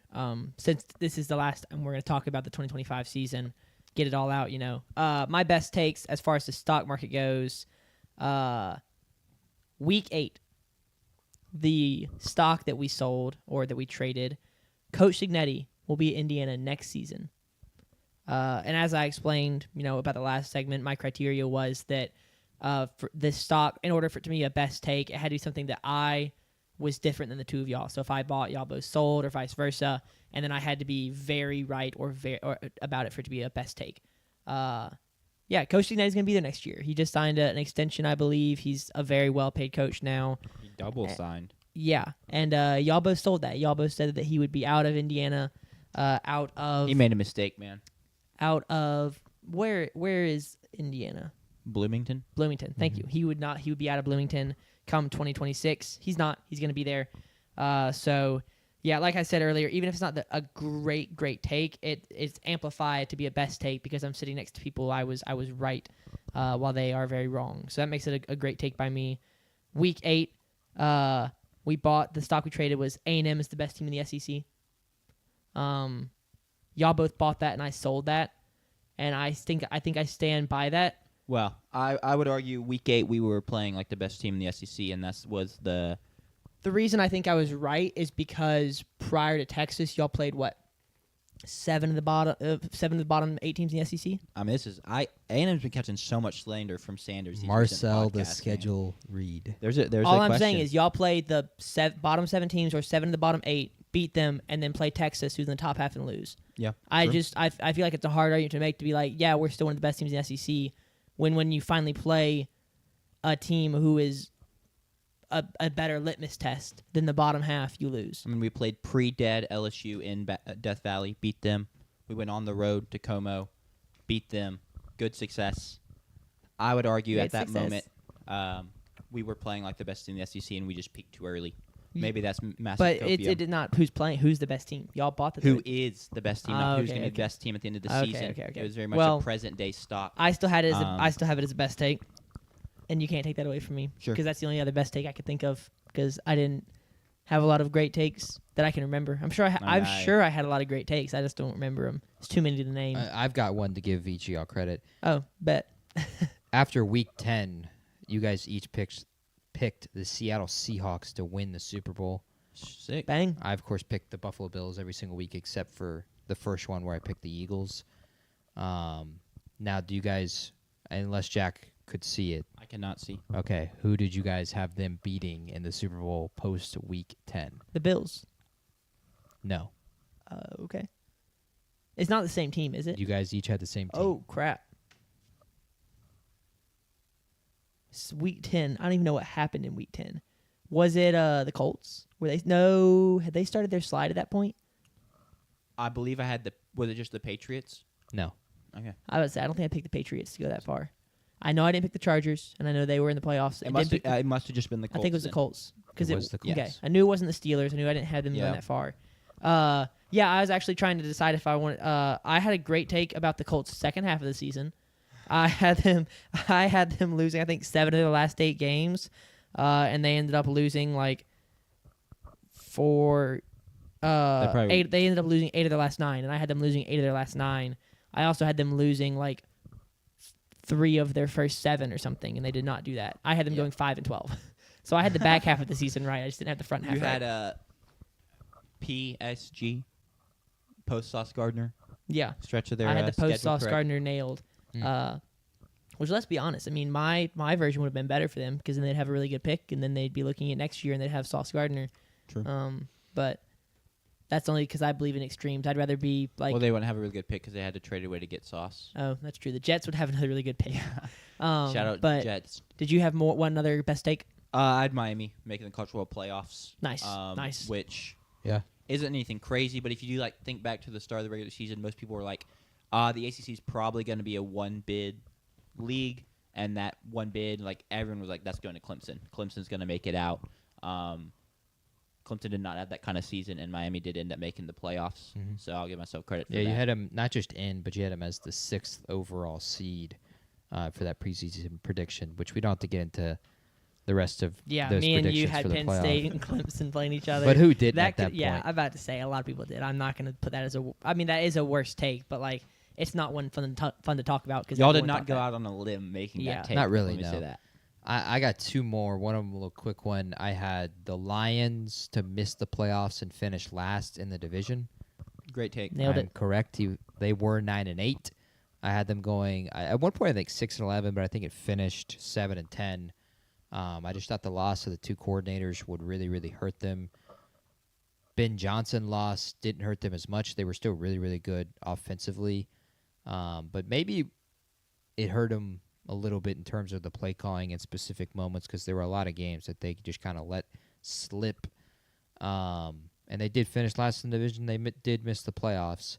This is a team that in the preseason had a over-under win total of 10.5. It was either 10.5 or 11.5. So they were pretty much a lock to be a playoff team. I had them missing. And then the other one I wanted to give an homage to 3 of my seer college football predictions. Yep. College football picks throughout the season. One of them was a text that I sent following the Illinois game in Indiana. I thought you had to start giving your summer texts of we No, will be. no, no, no. Okay. Those didn't end up being true. Yeah, so- None of them were true, No. actually, sadly. But Indiana beats the brakes off of Illinois. I think it was 62-10 or I thought it something was like 70 to 10. I thought they hit 70. It I don't was think they something hit 70, crazy. but yeah, beat the brakes is accurate. that. Not too long the following week after I sent a text in the chat that I thought Indiana was in a spot where they were going to upset one, if not both, Penn State and Oregon the rest of the year. Both of those games on the road in Happy Valley and in Eugene. Of course, they ended up winning both of those games because they didn't lose a game this year. Now, I didn't think Penn State would be what they would be at that point in the year. But that being said, that prediction was correct. And that leads into my 3 big underdog picks, seer picks of the year. I had Indiana to beat Oregon. When we did that preview, they were 7.5-point dogs. I had Oklahoma to beat Alabama in a game I attended. Oklahoma was a 6.5-point dog. And then I had in the college football playoff Miami to beat Ohio State, a 9.5-point dog. Those are my 3 seer because I literally coined them at the time. I just have a feeling this is a seer call prediction, and all 3 of them are correct. There were a few misses there, here and there. I did pick USC to win 2 games that were on the road at Notre Dame and at Oregon. And both of those, of course, ended up missing. One of them in bad fashion in a game against Notre Dame. Didn't Notre Dame run for like 300 yards in that game? Something like that, yeah. absurd with Jeremiah Love and Jadarian Price. And then the Oregon game was close, but it was really just a shootout where one team was 2 touchdowns behind the entire game. Yeah. Those were my seer predictions that were correct this year. Some of my best Cool. takes. 3 great predictions. I actually do have one more I want to shout out real quick from me. You talking about the superlatives we did for college football Mhm. before the season reminded me. I was correct. I had Brent Pry being the first head coach fired. Yep. And he was indeed the first head coach fired by like 2 hours. Yeah, it was. Who was the second? I think it was It doesn't matter. I just It couldn't. doesn't matter, but now I'm just upset I can't remember. Was it James? Yeah, I think he might have just barely beat out James Franklin. Maybe. So I'll snuck it in there. I think you had it was Arkansas's Yeah. coach. I Yeah. don't remember who you had. I literally watched it. I should remember this because I literally was watching old stock markets this morning, and we talked about it. I can't remember now. Which, by the Maybe way, it was Mike Norvell is who I had. Maybe. I didn't think so. Maybe not. Just a tidbit. Watching old stock markets is both enjoyable and also not enjoyable. It was fun because it was like, oh, I kind of forgot this how that's what the college football world looked like at the time. But it's also not because it was hard for me to separate the fact that we weren't just idiots because we didn't know what it's just weird to watch something that ages so like sports. Every sports show is going to age poorly primarily, right? It's Especially- not sports podcasts and sports YouTube channels are not a timeless like go back and rewatch it. So you go back and rewatch something from 3 months ago and the entire landscape has changed. Correct. Mm-hmm. And the way we sold and bought those stocks too, and this is probably some copium, but like it was pretty reactionary in the way we did it. Like we Yeah. even the same stock would appear multiple times, and so Yeah. it'd be like, you just Which kind of the we'd be riding early- the waves. I of the will college say that, football like, landscape. I'm really excited. I hope we get to do it again next year because the early season stocks were really fun because everything is so new and so fresh. I mean, we were talking about JKS. We were talking about we had really fun things like will 3 Florida teams make the playoffs? 3 ACC teams make the playoffs, stuff like that. And then by week 10, it's like yeah, what do we? Yeah. yeah. What do we sell? Because like everything's like established. Like we know 10 of the 12, or we know like 8 of the 12 teams that are gonna make the playoffs most likely. Yeah. I I felt that a lot as the person making the stocks. Yeah, Like, this is we becoming a lot know less- who's probably going to win the Heisman. We Sure. we started to like know a lot more. So hey, maybe we just have more viewers come next football season, True. and then we'll get they some can viewer chef up input. for us. Well, should we talk about the combine real quick and then get to this mock draft? An hour and 30 in. Oh boy, Yeah, we can run through the combine really quickly. So technically, the combine started last night or yesterday. Can I give my quick combine tidbit real quick? Yeah, go ahead. The team with the most players invited to the combine is the Texas Texas A&M A&M. Aggies. Gig 'em, 13 players invited to the combine.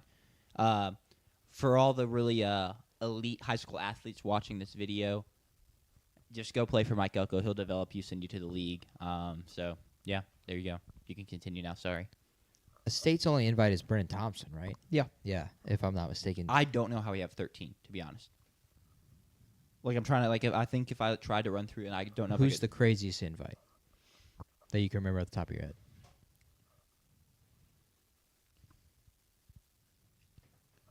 because I don't even know who the 13 invites are. I mean, KC was obviously invited. KC Conception.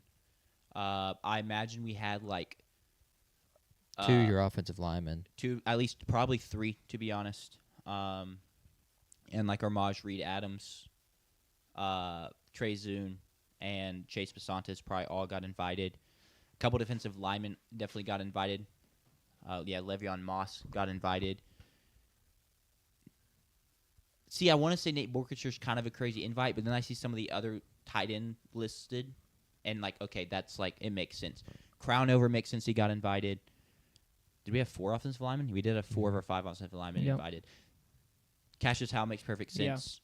Onyeda makes sense. Regis was up there. Scooby Williams, Torian York. It's probably, I would say the craziest is probably, dude, I don't know, because like, I actually see the reason for all of them being there, but I'm just such a homer. Probably Scooby Williams. Yeah. Just because he's been banged up the past couple years, hasn't played a ton, so maybe that's the reason he should get invited. But I'm just kind of surprised he didn't fall through the cracks. I think state's craziest is probably Brennan Thompson. Sure. That's also like the most. Yeah, it makes a lot of sense. So if you think about it, it makes the most sense. Yeah. Honestly, out of all the guys we had invited, it does make the most sense. It makes the most sense. It's also the craziest. It's the most surprising. Yeah, Well, next year we'll have a first-round pick corner. that's crazy. That kind of sucks for him. He's the worst player we sent to the combine. It is. It is kind of shocking. But the combine started yesterday. Kickers, defensive linemen, and linebackers started arriving. Today they're doing a bunch of orientation stuff. We won't see anything like on TV of on-the-field workouts until Thursday, where we'll see defensive linemen, linebackers, and kickers. In terms of the combine itself, pretty much everyone is participating unless they are still recovering from an injury, which there are a few. None of the notable names, really. The only guy who's like really not doing anything is going to be Fernando Mendoza. He will do all of the medical exams and media interviews and interviews with teams, although he only needs to interview with one, unless he bombs it like Shedeur Sanders did allegedly last year. Allegedly.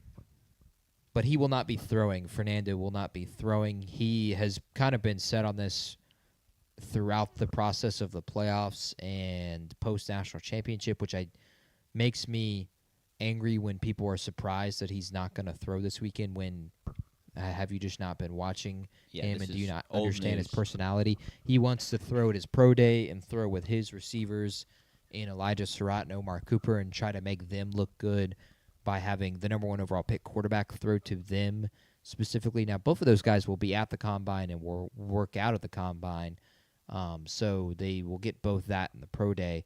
But on-field workouts start on Thursday. Quarterbacks will throw on Saturday, which is an important one. Wide receivers and running backs will also will catch and run on Saturday. So that's when we'll see the really key 40 times, and that is one where State's best invite to the Combine, in my opinion, personally, and Brennan Thompson has a chance to potentially break the 40 record set by Xavier Worthy, which was a 4.23, if I'm not mistaken, off the top of my head. In that it's a 4.2. It's a 4.23 because it was a 4.24, and then okay, so 4.23. Thompson apparently, according to Daniel Jeremiah and a few other sources, has been putting up some crazy numbers, quote, in his workouts in terms of preparing for the draft here in Starkville. So with his breakaway speed, his tracks-like speed, he's been quoted as, or pegged. He's been pegged as the fastest receiver in the college football. I think we go ahead and make the prediction now. Do any of y'all think he won't break the 40 time? No, I'm down to say he'll break it. I mean, yeah, it's more fun to say he will. Way more fun to say. My question is, if he breaks it, how high does he get drafted? I think he's second rounder. I think the highest he'll get is into the third round. If you had to ask me, given how deep the wide receiver class is, yeah, I don't think he's obviously not as polished as a route runner. He's physically much smaller than a lot of receivers, so I don't think he gets any higher than third. But I do think this is a guy who's going to rise kind of regardless. Like what if he runs a 4.25? I mean, he's still gonna be up there. He's gonna be the fastest wide receiver in this class. Absolutely. It'd be shocking if he wasn't. So I do think he rises. He is going to be a guy who immediately can turn into an elite return threat. He's an elite, obviously deep route runner. He would beat a guy over the top essentially every single game, multiple times a game, and he would do it not just in the first quarter, but in the third. In the fourth quarter, the best play of the season, he beats a guy in the fourth quarter with 2 minutes left, and we beat Arizona State. Blake Shapen makes an incredible throw. A Blake Shapen win in Starkville. So I do think this is a guy who's going to rise on a lot of people's boards. He's really tough, too. This is a guy who didn't miss a ton of games this year. He would deal with injuries throughout the season. And he fought and would continue to maintain his speed, which is what was shocking throughout much of the year, where it looked like on the sideline he was physically hurt. He was dealing with maybe some kind of hamstring or something, some kind of pull, and then he would go and beat a Texas A&M defensive back for a touchdown over the top. That's the kind of skill that this guy has, physical traits, really, that this guy has. So I do think he gets and I think higher, but I'm no really higher than interested. 3. I'm excited to see Scout start to break down his tape because I feel like State fans are only going to remember the touchdowns, right? State fans aren't going to remember all the times that he was open and we just didn't have time to get him the ball. That's the kind of stuff that scouts are going to see. They're going to be like, wow, he's open here, he's open here. It just took him 1.6 seconds, and Blake Shapen had 1.4 seconds to throw. So that's going to be – I think he's going to – I've already seen guys who have got I do believe I've seen one person, like a scout or a Twitter scout, so not an NFL scout, but someone who watches a lot of film, and a mock draft person be like, yeah, he's a top 50 guy for me, just because he's that fast, and he's that explosive. So it's gonna be really fun to see how that goes, and I love the combine. The draft and combine are like one of my favorite times of the year. So the combine is the best for the lowlights, though. I can't wait to see what player inevitably has a really bad rep, or does the Tyler Shuck, and that gets passed around, and then it doesn't even matter because it was one rep. But it's always just funny to see who gets put under that scrutiny. Yeah, it feels like a big potential Saturday for Taylon Green. I was literally about to say that. I'm so glad you said that. To see him physically compared, standing there on the field to other guys, that was something that I can't wait to see him standing next to Diego Pavia. Yeah, really. Oh man, that's gonna be crazy. Pavia needs to try and just stand on the other side. Yeah. Pavia needs to go stand by Ty Simpson or something. Yeah. But Anthony Richardson rose really rapidly with the way he performed at the combine, with his arm strength and with his 40 time. Will Taylon Green be able to do the same? A different. Richardson was already touted as maybe a second round, a first round guy already. Yeah. I don't expect Taylon Green to fly up that high, but who knows? I need every GM to have someone in their ear just being like, remember the tape, as they're looking at Taylon Green, running or something. Doesn't matter. Or doing bench press. Remember the tape. Yeah. Also, it's not just him, though, that will look physically really, really big and gifted. Fernando Mendoza is also a 6'5" guy. Drew Aller, people will forget, is a 6'5" guy, a really big, strong, physical guy. Now, neither of them run to the degree that Taylon Green can, but they'll look almost just as physically imposing as Taylon Green does. So it's not like he's just standing next to a bunch of 5'10", 6'1" quarterbacks. He'll be standing next to some tall guys as well and be throwing with them. It also kind of feels like a big Saturday for the receivers to see if one guy kind of separates themselves, because we Tyson, Tate, and Lemon of those guys, but they're not maybe in the guys that are just below them. Does KC running a really fast 40 jump him up into the teens of the draft? Do other guys we mention every time, we have to at this point, and we will continue to do so. Indiana wide receivers, those two guys. Does Denzel Boston just measure in as huge or something like that? It feels like we'll learn a lot more there, because at this point we think we have the separation between the guys, but we'll learn a lot more from their physical traits and then how they perform in their on the field workouts. Another on Saturday. Huge weekend or huge week for Ruben Bain, because he's a guy who a lot of people. It's a huge guy for all the guys who have wingspan problems. Because I was listening to a podcast saying that there are some people who don't care about the wingspan until the draft, because the people who measure the wingspan, these wingspan measurements we have right now, are done by interns. And so, apparently, if you mess it up, or if you don't have them stretched the right way, or if you, screw it up, you can short somebody 2 inches. Mm-hmm. So, some people just don't care until they're at the draft and, the scouts are doing it. And people are like, okay, I see it. I've seen you in person. I've seen how you stand, how you look standing next to this guy. It's a huge weekend for, like I said, Ruben Bain. Cassius Howe. Caden Proctors. I don't think he's had wingspan conversation. I think he does have actually had. I've heard some people talk about wingspan stuff. So it's going to be interesting for all those guys. You know what matchup I can't wait for? Maybe Lomu. Has he had wingspan He has conversations? I don't know. Wingspan gate. I don't know. Bill Simmons' podcast actually was talking about how we moved past gate. Yeah, I heard that. Because with the Epstein files, everything files now. Oh, okay. Because the new biggest scandal. Sure. Interesting conversation there. I can't wait for the first time wherever Ruben Bain goes. Say Ruben Bain is a Titan. Yeah. The first time the Titans face off against the Patriots, and we get Ruben Bain pass rushing against Will Campbell. Oh, and so it's T-Rex versus T-Rex. That's going to be really fun. That is going to be great. Any other combine thoughts and stuff to look out for? No, I think I know what y'all are going to say, so I don't want to ask this question. What? I was going to ask, like, what quarterback do you think is going to rise due to the combine? Let's say not Taylor Green, because that's our joking answer. Hold on, let me pull up.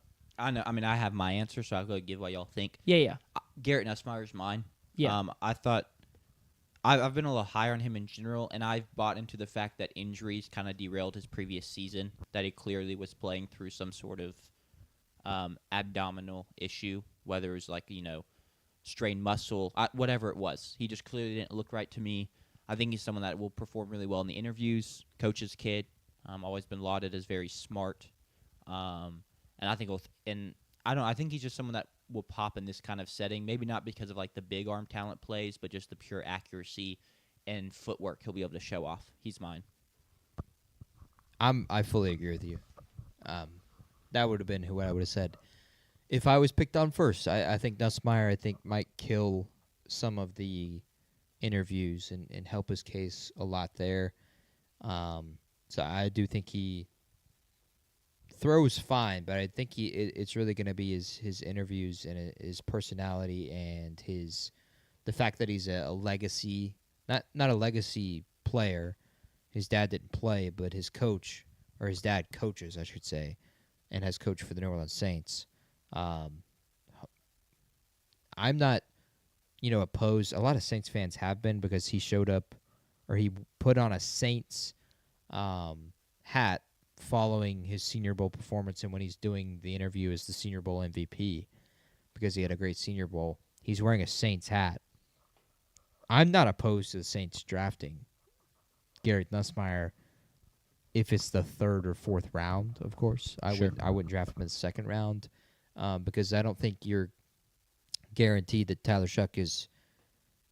I, for one, don't think you're guaranteed that he's more than a starter.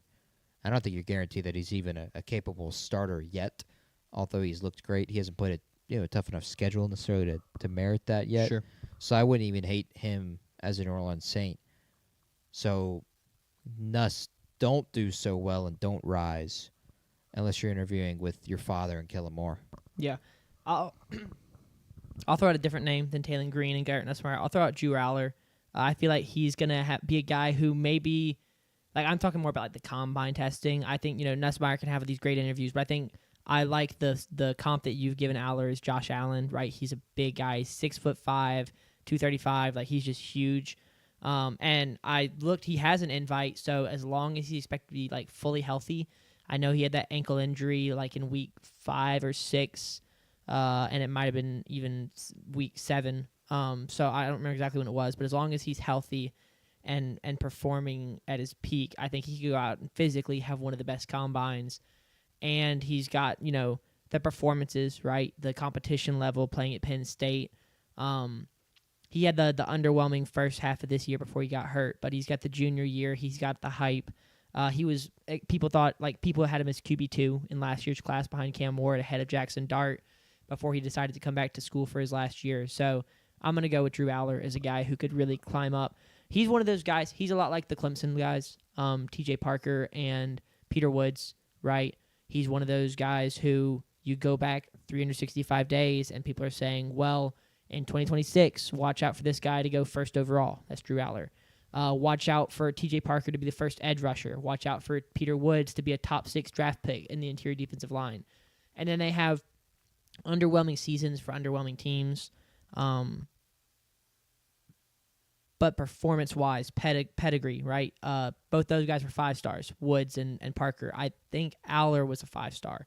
So, like, these guys have been, they've been developed in great places where you go to be developed at Penn State and Clemson, places that have put a lot of guys in the NFL. So I think that I'll go with Drew Aller. That's my name for someone who will shoot up boards as people go, oh, that's why he was QB2 in last year's class, and that's why we talked about him being QB1 for this class a year ago. Like, he hasn't lost all that. He just had a really weird year, like the entirety of that Penn State team did.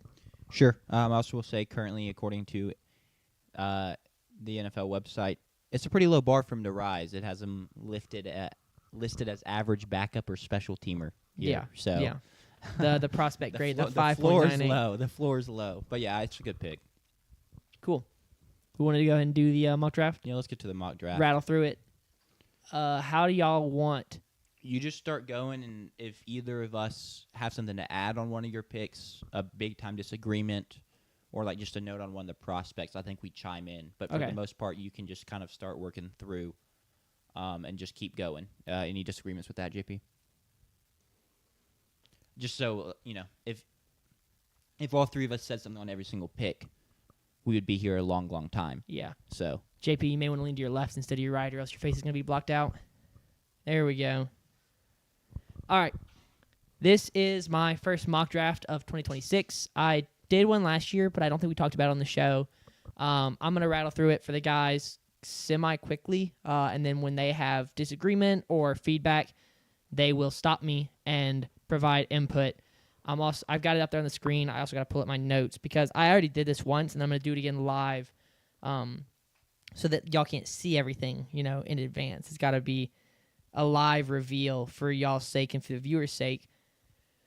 At first overall... Can I ask a quick question first? Yeah. Are trades on the table or no? Yes, trades Okay. are on the table. I believe I had 2 trades.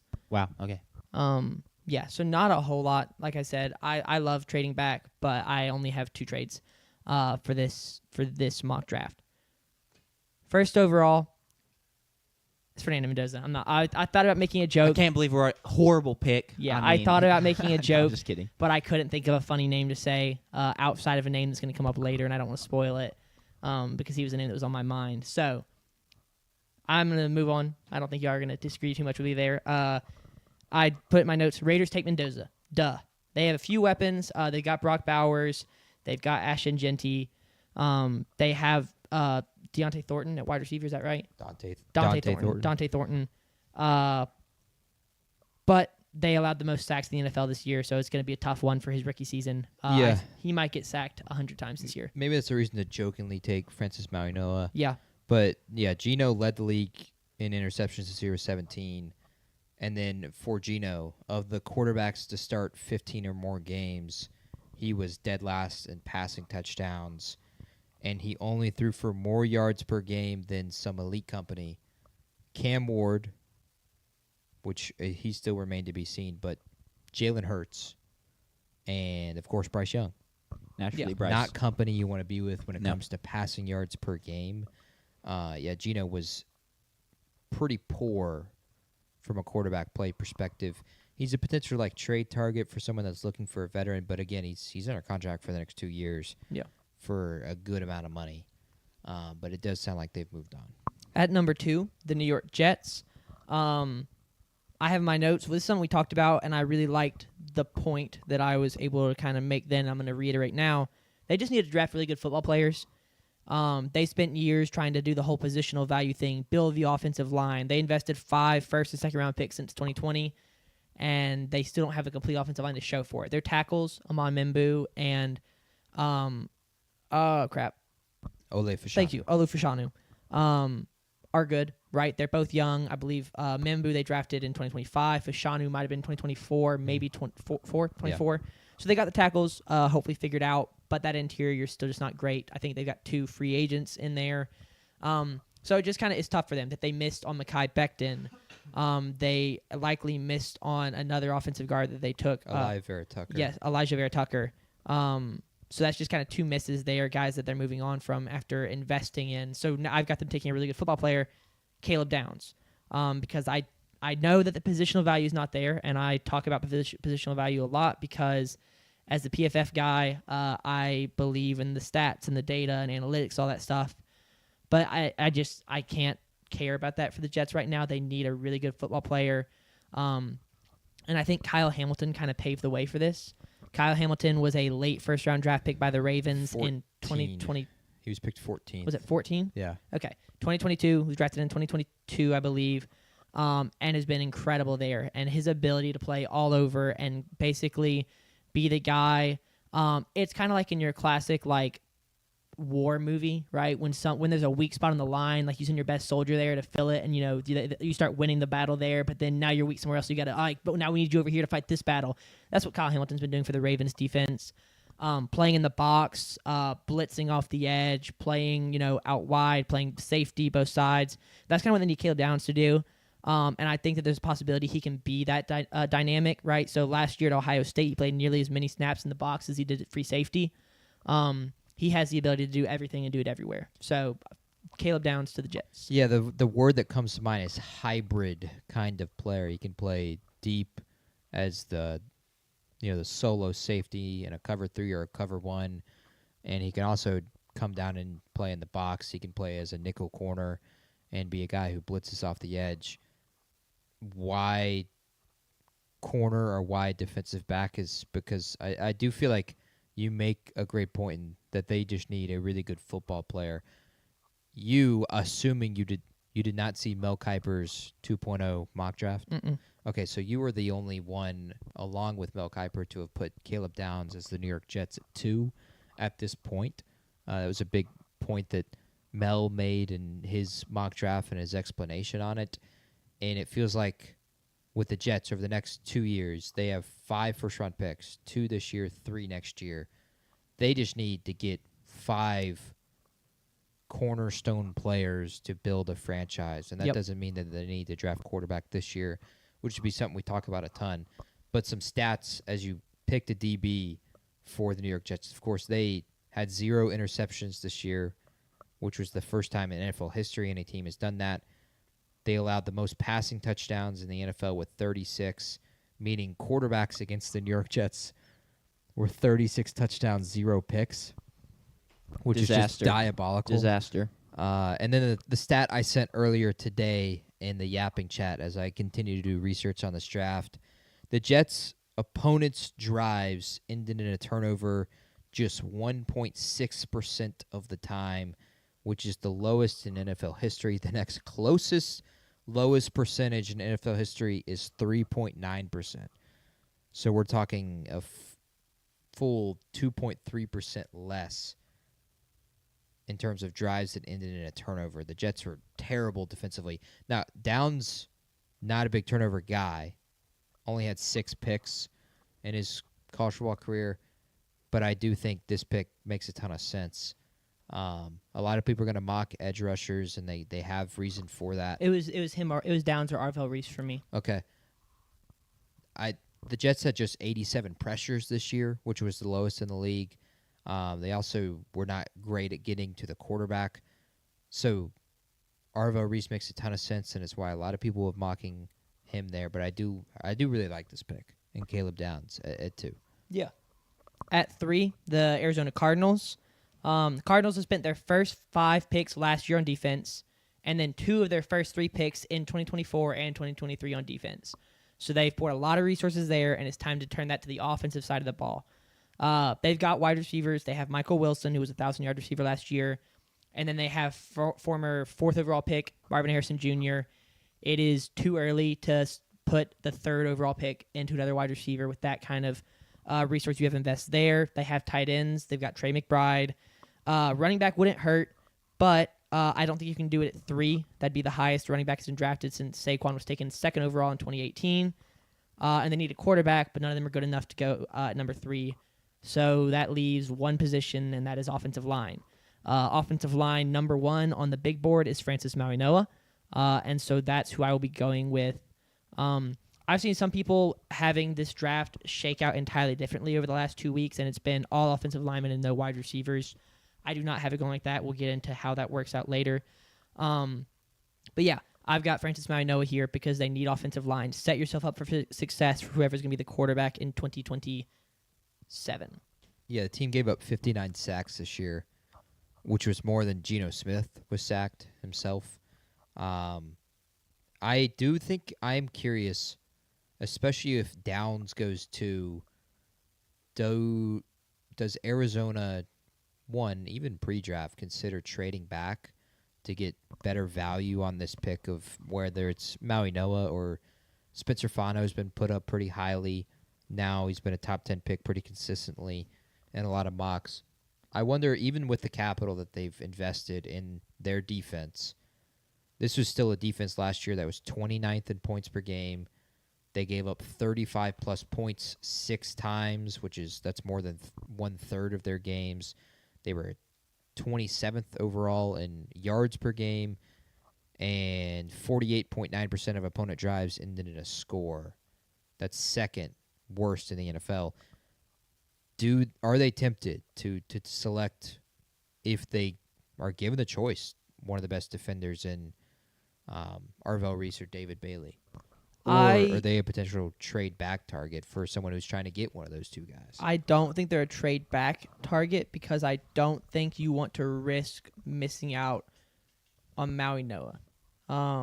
There are other options. This is just not quite the tackle class that we've had in previous years with guys like Rashawn Slater coming out or Penei Sewell coming out. Joe Alt coming out, exactly. Thank you. And so if you trade back past the Giants or the Browns, like those are two teams that need offensive tackle, and now you're talking about dropping from Francis Manoa to Caden Proctor, who isn't even like a stamped tackle yet. Like there's people who think he might be a guard. So trading back gets very risky, and you don't want to try and outplay or outsmart yourself and end up in a poor situation. And like I said, they've got a 2025 first rounder on the defensive line, 2021, and they've just spent so many resources.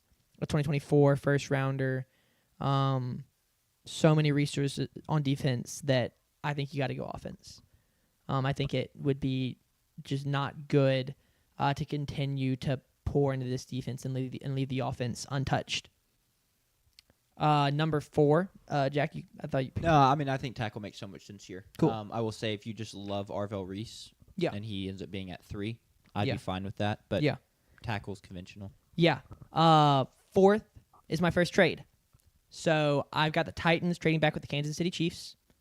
And I'll go ahead and I'll do the trade real quick, and then I'll explain why, and then I'll make the pick.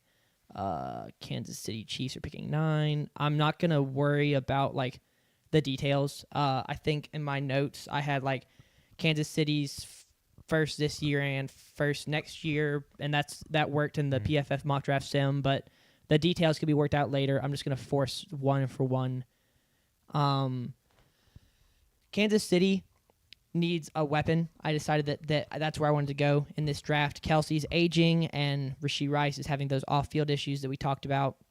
The guys they currently have under contract for 2026 are Xavier Worthy, Rashee Rice, and Jalen Royals, and that's it. Yeah. And so, yeah, I'm going to go wide receiver here. I'm going to go Jordan Tyson. He's wide receiver 14 on the PFF big board, but I expect him to take leaps during this combine as people see him healthy again, and they start to separate this poor season that we saw from him this last year where he was injured and then his quarterback was injured, and that team just didn't seem like it looked last year when they made the playoffs and won the Big 12. And the reason I think they trade up is because Giants need wide receiver, Browns need wide receiver, the Saints need wide receiver. There's 3 teams there that could very reasonably take Tyson, Tate, and then you're left with Lemon. But I would rather have Tyson or Tate over Lemon. So that's why the trade up. You jump the Browns and you jump the Giants, who are 2 teams that have been heavily linked to wide receiver, and you get Jordan Tyson, and you get Patrick Mahomes' weapon. I still think wide receiver is a need. Not wide receiver, offensive tackle. I got a lot of pushback on that in one of our TikToks from Chiefs fans saying they had it all figured out. So Chiefs fans, this is for you. You got your wide receiver. You did not take an offensive lineman. But yeah, what are y'all's thoughts there? Tyson's wide receiver 3 for me. I Okay. prefer Lemon and I prefer Tate. So while I like the wide receiver selection, it's not who I would have taken at 4. I think Tyson's going to be a really good wide receiver in the league. It's not me dogging on Tyson. I just think it's kind of a top 3, and he's 3rd for me. Yeah. I almost wish they would, if they were to trade up, you'd take the offensive lineman. Yeah. Because I do think if there's one thing Mahomes has been really, really good at, as a lot of great quarterbacks are great at, is working with lesser weapons. And I do think he's got enough weapons in Rashee Rice and Xavier Worthy. I do expect Travis Kelce to return next year, meaning you could try to address receiver in next year's first round. Trading away draft capital, especially if it's another first-round pick or even if it's a second-round pick later in this draft, like it's 9 and 40, trading up to 4. Doesn't make sense either given their cap space situation. But if they were to trade up in this scenario, I almost wish they would take a tackle and take whether, if in this case, I guess Spencer Fano at 4 and try to protect Mahomes Yeah. going forward. I don't hate the thought process, though. I think the trading up is huge because, like I said, Giants and Browns are Yeah. both in need of those things the Chiefs need: wide receiver and tackle. And so I think it's I like the process, and I'm glad that y'all are both kind of on board on that. And we can get nitpicky about the decision making once we get there. But I think we all agree that the Chiefs are in need of like a top 5 player, not a top 10 player. I would fully support this because I do think it would handicap them a ton going forward. Continue to handicap them. Yeah. And I'm all for the Chiefs being worse. Yeah, I guess the thing I can't get a read on, and I'll never get a read on it because I have no sources, sadly. Like, how desperate are the Chiefs? Yeah. If that makes sense. Like, you just had a really bad season, but are they like have they gone panic mode and they're like, we have to make these big massive changes, or are they going unlucky breaks? Mahomes got injured. We still trust our in-house philosophy and kind of what we're building in-house, and let's just keep adding to that, and so they don't make this kind of move. I also just wonder what the mood is where they've won 3 Super Bowls already. This is true. Do they care as much about winning another one? I know surely Mahomes does. He's got that Jordan-esque drive, but does the franchise feel that way? Are the owners and them, are they just too focused on their potential move into Kansas proper? Yeah. And not Kansas City? I don't know. Number 5, New York Giants. Giants are heavily invested on defensive line right now, and there's a lot of defensive linemen sitting there. Reuben Bain, Arvell Reese, David Bailey. The next 3 guys sitting on the board at 2, 3, and 4 are all defensive linemen. But they've got Brian Burns, who they traded a 2nd and a 5th for to the Panthers. They've got Abdul Carter, who they just drafted in the 1st round. They still have Kayvon Thibodeau under contract, who they spent a 1st-rounder on in 2022. I think he was 3rd on the team in sacks this year. He definitely has not lived up to the hype and the expectations, but that's still an investment they have. They still have Dexter Lawrence, who's been really good, one of the best interior defensive linemen in the NFL, 2019 first-round pick. So I've got them going weapon, because I think it's offensive lineman or weapon for Dart, and I chose to go with weapon because Malik Neighbors is coming back from injury, and the reality is Dart at his best has been surrounded by weapons. Even if you go to his Ole Miss time, he had a NFL. He's played with 3 NFL draft picks, including 2 that were drafted this year with him in the same draft class. Did I write their names down? I did not. They're Ole Miss guys. Nobody cares. We're a state podcast, but he had 2 NFL draftees on as weapons for him his final year in Ole Miss. So I've got them going Carnell Tate. You pair that with Malik Neighbors, and you let Carnell Tate keep that same wide receiver 2 energy going, right? He was wide receiver 2 this year behind Jeremiah Smith, and he still had nearly 900 yards and 9 touchdowns. So, or maybe Malik Neighbors comes back and he doesn't have the same, he loses a step off the ACL. Well, now Carnell Tate's your wide receiver 1, and even a mildly hampered Malik Neighbors is a great wide receiver 2. So I've got weapon here for the Giants and for Jackson Dart. I'm fine with it. Yeah, no argument considering. As long as Cardinal Tate understands he's going to be wide receiver 2 to Malik Neighbors. Yeah, you have him in fantasy. Yeah, that's Yep. just non-negotiable. Cool. Cleveland Browns at number 6. Dude, I really thought Arvell Reese and Myles Garrett would be disgusting. I really wanted to do it, but the Browns are losing 4 of their 5 starting offensive linemen, and you can't ignore it. Spencer Fano was my pick here. The next offensive tackle off the board out of Utah. He's position ranked 18 right now. So once again, another reach, but I just don't think you're going to find a whole lot of trade back / trade up moves in this draft. I could be wrong. We'll see. They'd be in a semi-interesting spot with the way this worked out because Arvell Reese is still there at 6 somehow. Maybe someone would be more interested in jumping up. But in general, I agree that they're not in a fantastic spot to trade. Yeah. Before I say who the Commanders draft, Jack, who would you like the Commanders to draft? If we're in this spot and they go Spencer Fano and Arvell Reese is on the board draft night, y'all really will want to be here for the live reaction because I will be dancing. I may have to stand up on the coffee table. You said if they go Spencer. Oh, you're saying the Browns. Yes. If they go Spencer. And so Fano. Arvell Reese is on the board here for us. And then if we're in the spot and we don't go Arvell Reese, y'all may not. I don't know. You just may not hear from me for the rest of the 2 hours we have left. Better or worse reaction than me when Kelvin Banks was selected last year, where I, of course, went silent and then took off multiple Saints memorabilia, including throwing a hat across I think the it'll be a room. very different reaction because I did just say jokingly, I'll go silent, but I'm not really the type of person to react like that. There will be a lot of we're so stupid. Will we have to mute your mic? You may Yeah. have to mute the mic. Yeah, we'll have JP briefly, over there and just slide it down for a little bit. because it feels like a gift, and so for us not to take the gift, Yeah. would be pretty appalling. Well, y'all do have holes everywhere. This is true. But that is the nature of going old, and when you go in win now mode, and so you bring in all these guys who are like 29, 30, 32. Well, now they're all a year older, and they can't play as much. I've got wide receiver as a need, running back, unless you just are all in on Bill. I mean, I love Bill as much as the next. That is an option here. Like, if for some Yeah. reason we're in this spot and Jeremiah Love is still Yep. here, I wouldn't hate that. You got either. DB as a need, and I have defensive line as a need. And you go get your defensive lineman. Arvell Reese is what I have. I was worried you were gonna troll me. No, and I would have not. us just take somebody else. No, I would not do that to you. I might have said it, but I would have not yeah, the done Commanders. It don't look Cassius Jaden Howell, Daniels is I going to be like the- able to hold up in this Yeah. league. Yeah. I'm very high on Taylor Green. Yeah, Taylor Green at 7 to the Yeah. Commanders. So there you go. Arvell Reese. Yeah, he's great. He's played both linebacker and edge rusher. So a great fit there for the Commanders, where I think both of those are needs realistically with Bobby Wagner, a free agent. But now the Saints at 8, JP. As a Saints fan, what would you like? If the board went this way, and see right now my nightmare situation that I continue to live in through my head is, let's say there were no trades in the top 8 and we draft whoever and we don't draft Jeremiah Love and he's sitting there at 9 for Kansas City.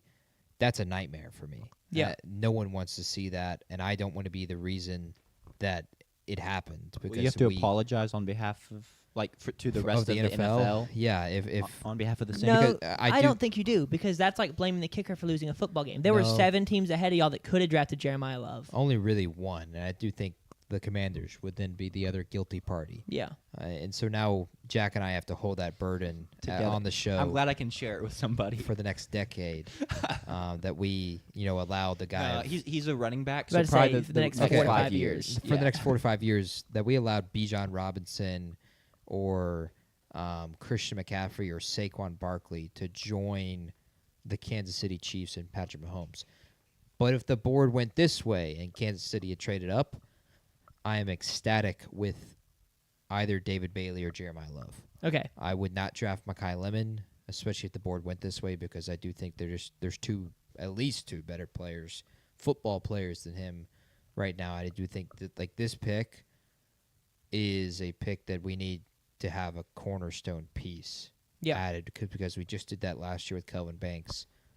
Let's do it again and go get a talented guy who's going to be a cornerstone going forward. Because I do think our cornerstone of receivers already figured out in Chris Olave. Yep. And we can find someone else in a deep wide receiver draft in the 2nd or 3rd round. Yep. You basically said what I said. Kamara's not the same guy he was.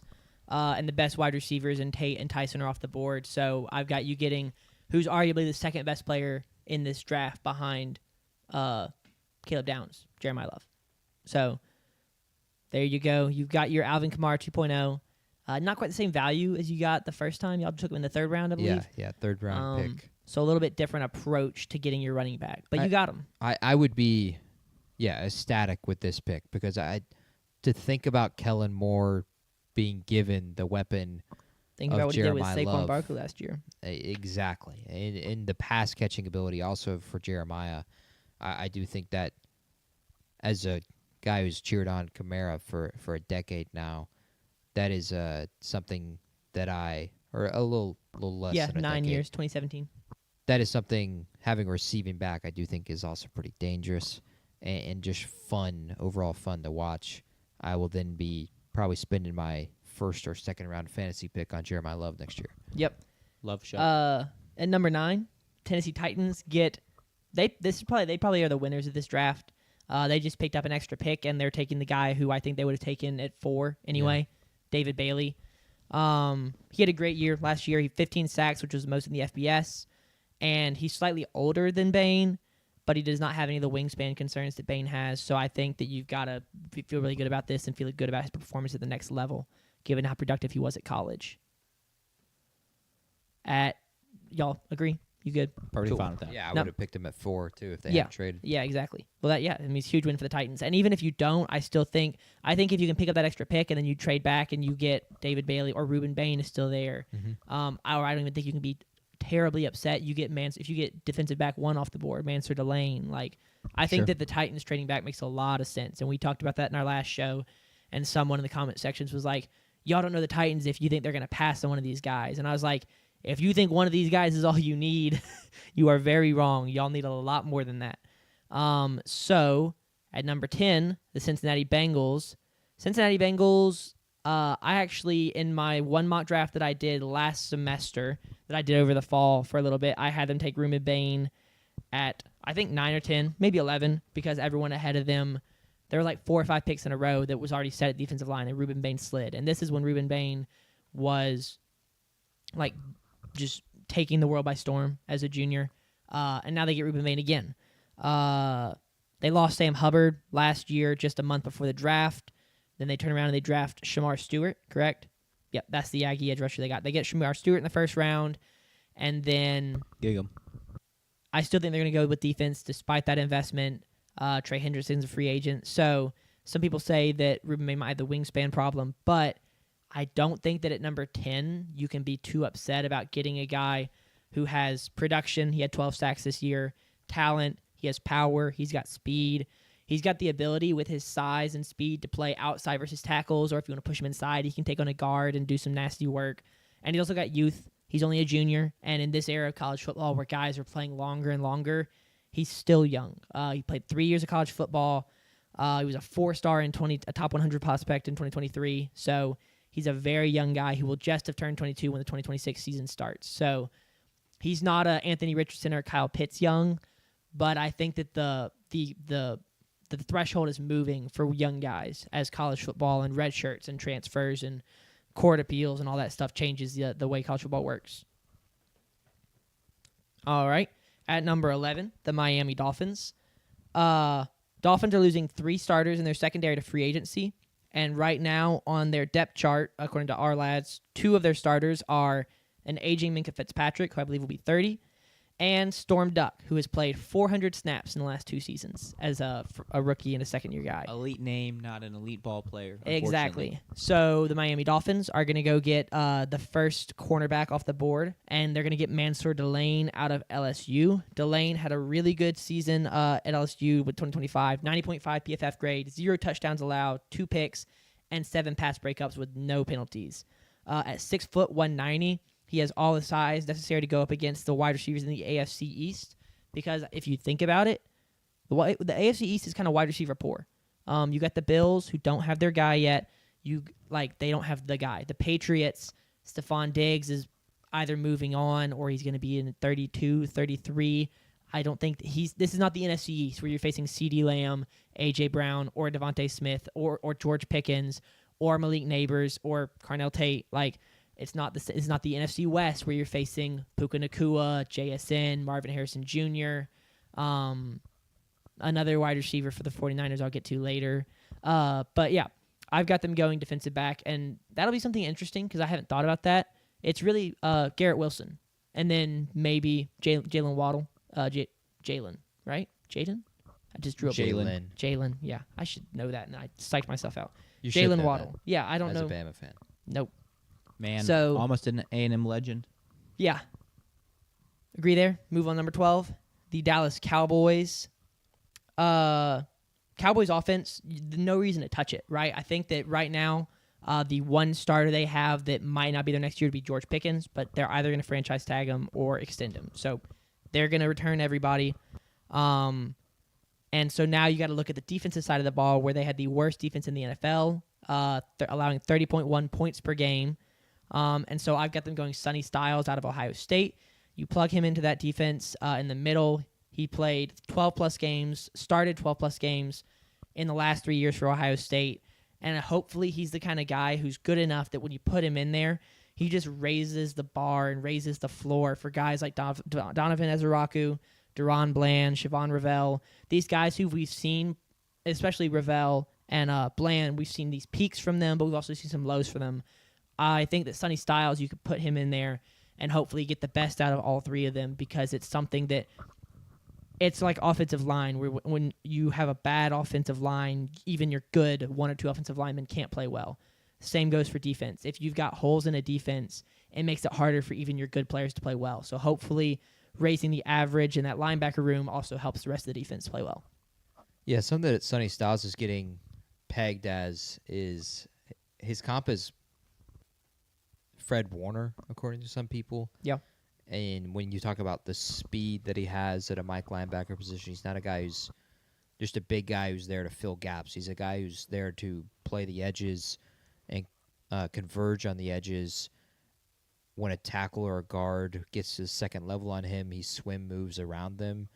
So Sonny Styles is, I think, a perfect fit for Dallas. And there is just no way that this pick can't be defense unless we're in some world where the first or 10 of the first 11 picks were defense, and we just don't have the value there at that point. Maybe you try it, you would have one of the tackles available, and they could just add another cornerstone offensive lineman in Dallas, because their defense was point-blank terrible. Like you said, most points per game they gave up. They led the league in the amount of rushing touchdowns they gave up, and were second just to the Jets in passing touchdowns. They need defense unbelievably badly, because they got a Super Bowl potentially winning offense on the other side. But unfortunately, defense wins championships. Yep. Not offense. Yep. I'd be ecstatic if I was a Cowboys fan and this was my pick. Yeah. Rams at 13. O-line is great. Defense is great.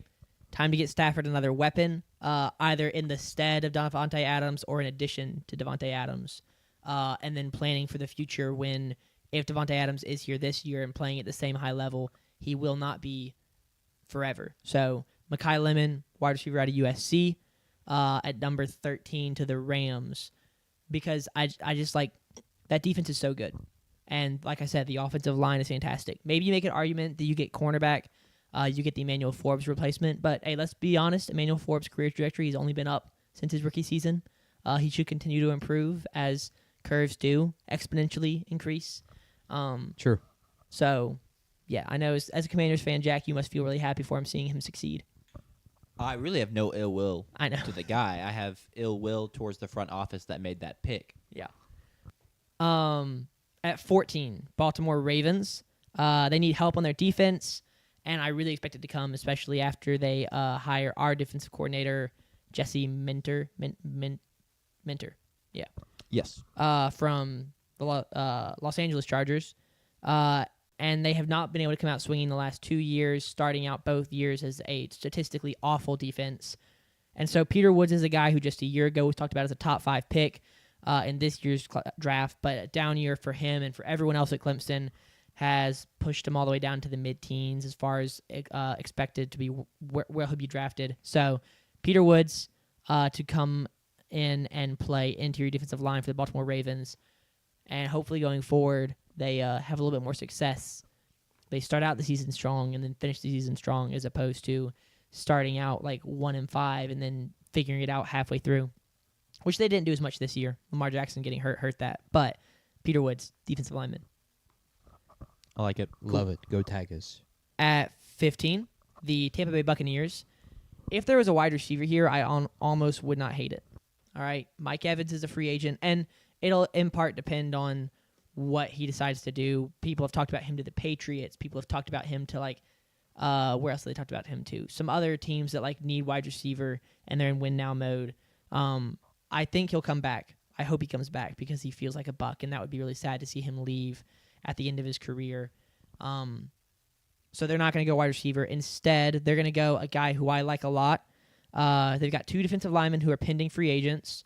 And so to allow them to bring back Jamel Dean and Levante David, instead of re-signing defensive linemen, re-sign those guys, there are a couple directions you could go. But Keldrick Falk stands out to me. It came down to Falk or Howell. Falk is 6'6", 285 pounds. He's an elite run stopper. And you put him on that defensive line with Vita Vea, and all of a sudden, teams you're playing are averaging 3.1, 2.9 yards per carry. And that's elite. And then if you are able to bring back Jamel Dean and Levante David to play in the that middle, the linebacker and then secondary, all of a sudden that's a nasty, nasty defense, and you're giving your offense the best opportunity to figure itself out and get back to what it looked like weeks 1 through 6 last season. I wonder with this pick how quickly does the draft selection from the New Orleans Saints at 8 influence the direction Tampa Bay tries to go, because I do think that they are going to be trying to compete in the same window with New Orleans, where Tyler Shuck at his age is probably a 1-year contract guy, or not a 1 year, but a one contract kind of guy, not a second. Baker will probably play for the rest of Tyler Shuck's 1-year contract. So my reasoning or my question there is, does a pick of Jeremiah Love at 8, like it has occurred in this mock draft, force Tampa Bay to feel like they should go after some kind of defensive lineman to be able to defend the run better, especially when you consider the other 2 running backs in the division, Bijan Robinson and Chuba Hubbard, or if Carolina were to re-sign Rico Dowdle. But if the Saints select a wide receiver, are they influenced to go for a defensive back to add with Jacob Parrish, who was one of their draft picks last year, who had a good year? And so now they're able to defend whoever the Saints took at receiver, and then Ted McMillan and Drake London. I wonder if there's any thought process to that for Tampa Bay, for how does the New Orleans Saints pick influence how we select, or they just get by that and add Baker another weapon, or an offensive lineman if someone had fallen this far, or even a reach on an offensive lineman. If a weapon falls this far, I think weapon's a great choice. I don't think they care what the Saints do. I don't think this is the AFC West. Where every team is worried about the Chiefs in the arms race. I don't think that is as relevant to them, given that they have. I think they've got bigger fish to fry. I think they feel like this is a team they should be worried about the Eagles and the Bears. The reason they didn't make the postseason last year is because they lost to Tyler Shuck in New Orleans. That there were also many other games. You could like the reason they lost to Quinn Ewers and the Dolphins. I'm not so sure that they should. I mean, maybe they in-house are thinking about competing with the Eagles and the Bears and the Rams and the Seahawks, but you got to win the division. And if you're not going to win the division at 8 and 9, then maybe you need to worry about closer to home rather than being too big for your britches. That's fair. Do you think there's some merit to that take? Any merit? I think there's a little merit. Okay. I also think that they're not going to go, well, this guy's higher on our draft board, and this guy's 3 spots lower. But since the Saints took this guy, we're going to take the guy that's 3 spots lower. Yeah. I'll say that. Like, they're definitely going to pay attention to the Saints draft at 8, and they're definitely going to make note of it. If y'all are able to get Jordan Tyson, somehow the draft falls that way, and y'all get a Jordan Tyson or Carnell Tate instead of Jeremiah Love, and we get to 15, and Keldrick Falk and Jamad McCoy are both there, both of whom I considered heavily, then I'll give you some merit and say, that they're at least considering that and saying, well, would we rather have Jamad McCoy for when we face Tedero McMillan and when we face Chris Olave and Drake London, thank you, and Jordan Tyson and or Chris Olave, I think that's some merit. Or would you rather have that defensive lineman for when you face Bijan and Jeremiah Love and whoever the Panthers have at running back? Whoever it is, it's a top 10 running back. Yeah, whoever it is the top 10 running back, which in reality behind the offensive line, the way they played the last 2 years, statistically, it might be a top 10 running back, whoever it is,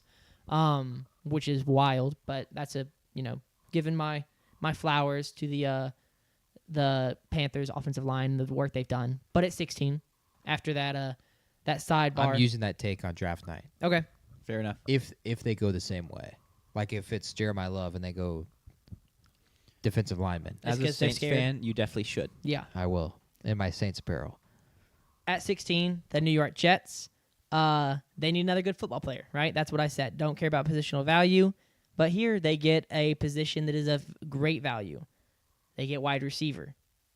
Get Denzel Boston. He was a part of an offense that struggled down the stretch at Washington, but his talent stood out in spite of that.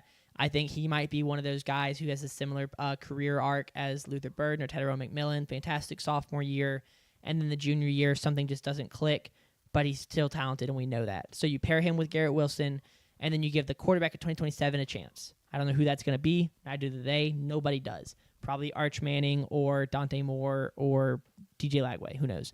But I've got them going wide receiver, Denzel Boston. Shout out DJ Lagway. Didn't Yep. think he'd get a shout in this video. I won't lie. Me either.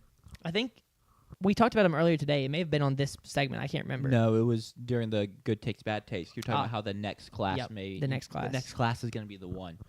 I don't love it. I don't hate it. Yeah. It feels a little high for Denzel Boston, but they could use some. They could use some weapons. They need everything. So. Yeah, I actually I'm doing like all the team profiles, and so I have their team needs, and then if they were to draft this, I have a reason explaining why. And if the Jets are to draft wide receiver, the reasons are last year Garrett Wilson led the team in receiving with 395 yards. He only played 7 games. The next closest wide receiver was Adonai Mitchell with just 301 yards, and he only played 8 games for the team. I mean, it's dire. I talked about it in the Jets preview or the offseason primer Yeah.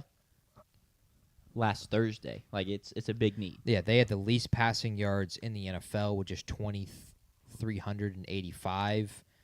The next closest was 422 yards more, so a excellent football game more, and that was the Cleveland Browns with Dylan Gabriel and Shador Sanders. Shout out Shador. Perfect timing. Nope. They averaged 140.3 passing yards per game, which is diabolical, and you could say that's quarterback, but you got to have somebody to throw to, too. Yeah. So I don't hate it whatsoever, especially if they go some kind of defensive cornerstone early. I could see them Yeah. going receiver, and I'd be completely fine with it. They really can't make a bad pick, assuming they don't As long as the player make is a good. crazy reach. That's to say, Correct. it doesn't matter what position it is. There's no position they could draft, and if the player is good, it was a poor draft pick. Correct. But the player has to be good. Yeah. Correct. And I think Denzel Boston will be good. Which is That's- like an obvious caveat, Yeah. right? Like, Yeah, yeah, we're yeah. not talking rocket science. but here, there are guys, some I promise, teams but- where it's like, I mean, if the Chiefs took a quarterback, you'd be like, yeah, if the Cowboys drafted a wide receiver, correct. he would I could have see it to, at 20. he would have to be absurd. If he they would have to, franchise tag George Pickens, and then they can't okay, sign that's him. actually kind of fair. That's actually kind well, of also, fair. we know what Jerry Jones' priorities are here. He's been very clear. Yeah, defense wins championships. That's why you trade away Micah Parsons. Yep. Yeah, okay. Back on track at 17, Detroit Lions. I went Caleb Banks here. Lions defense in 2024 overcame a lot. Injuries, like they were playing backups across the board. And so it kind of makes sense that in 2025 they come back down to earth and finish 22nd in points per game, even with a lot of the guys that they were missing in 24 being healthy. So Caleb Banks from Florida, this is a funny note. Kind of reminds me a lot of other Florida draft picks, Kyle Pitts and Anthony Richardson specifically, Elites. because he doesn't have a lot of playing time. He doesn't have a lot of production, but man, he's got size and he's got talent. So hopefully it ends a little bit differently than the Kyle Pitts and Anthony Richardson pick. Kyle Pitts, he's rounded into form a little bit as of late. It only took 6 years. Poor guy got franchise tag, what an excellent move by the Falcons. Yeah. They did claim that they're going to try and work towards a long-term deal. I Make think him- it's make him almost do a it again. guarantee that the franchise tag is going to happen. Yeah, make him do it again. Yeah. So Caleb Banks, defensive lineman from Florida. I would love Jamal McCoy there. Their secondary really, really struggled last season. I do Yeah. like Caleb Banks a lot as a player, but their secondary could use a boost. But continue. Well, that's going to suck for Lions fans because the Minnesota Vikings are taking Jamal McCoy. Also, the caveat, real quick, Jamal, this is for the viewers, that is me saying that is pending his medicals and assuming, that he has a healthy, pre-draft process. Because it has not gone well for him in terms of, he didn't play last year. So that's a big question mark. I am aware. I'm assuming health. Yeah. Which we will definitely find out more and more as we get into the pre-draft process and all of that. At 19. Actually, just real quick, in 2025, he was hurt. 2024 is fantastic. 2 touchdowns allowed, 4 picks, and 6 pass breakups. Fantastic. The Vikings needed safety, I noticed, and not as much cornerback unless there was a guy that I just didn't realize was not good last year, in which case I would apologize. But there's just not a safety draftable at this point. And so get Jamal McCoy, and then maybe he replaces somebody on that defense, or maybe there's somebody who you've had playing corner who could move to safety. I'm not quite sure there, but it's just such a good position value that you have to take him. So I mean, technically, any safety that is entered into the draft is draftable. Here at this 18. is true. You could draft them, however, I would not recommend it. Yes, Completely agree. Let's see. So I take Jamal McCoy at 19. Panthers fans. I'm not quite sure what y'all would do here. Most of the Panthers fans we engage with are trash talking us and telling us They're we're hostile. idiots. They are hostile Panthers fans. I do have an actual couple of friends who are Panthers fans that I work with, and they've been not actually hostile towards me, but they've joked with me You and got been to like, get one of them ready to call into the show. one of them called last year. I think he'd do it again. Bet. But he has a couple times after a big Panthers win, he'll be like, "Tell JP he's an idiot," stuff like that. But I love him. He's great. If you don't mind, I'll take his number. You have his number in your phone you're from right. last year when he called in. I'll have to send him 2 highlight tapes. Yeah.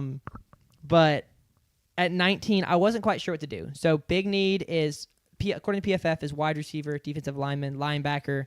I was looking at y'all's roster. I decided to go linebacker. Y'all have 2 of them who are entering free agency. And I decided to go C.J. Allen.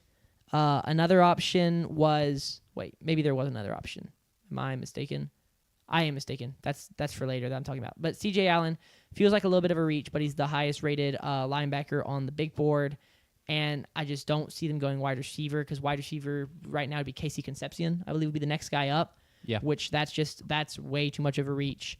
So yeah, go linebacker, and he can play behind that defensive line behind Derek Brown, and that's the move there. It's a Georgia linebacker. The majority of the time, those guys turn out to be good, as do most Georgia defenders. So, yeah, that's what I got there. Yeah, I don't hate that whatsoever. It was kind of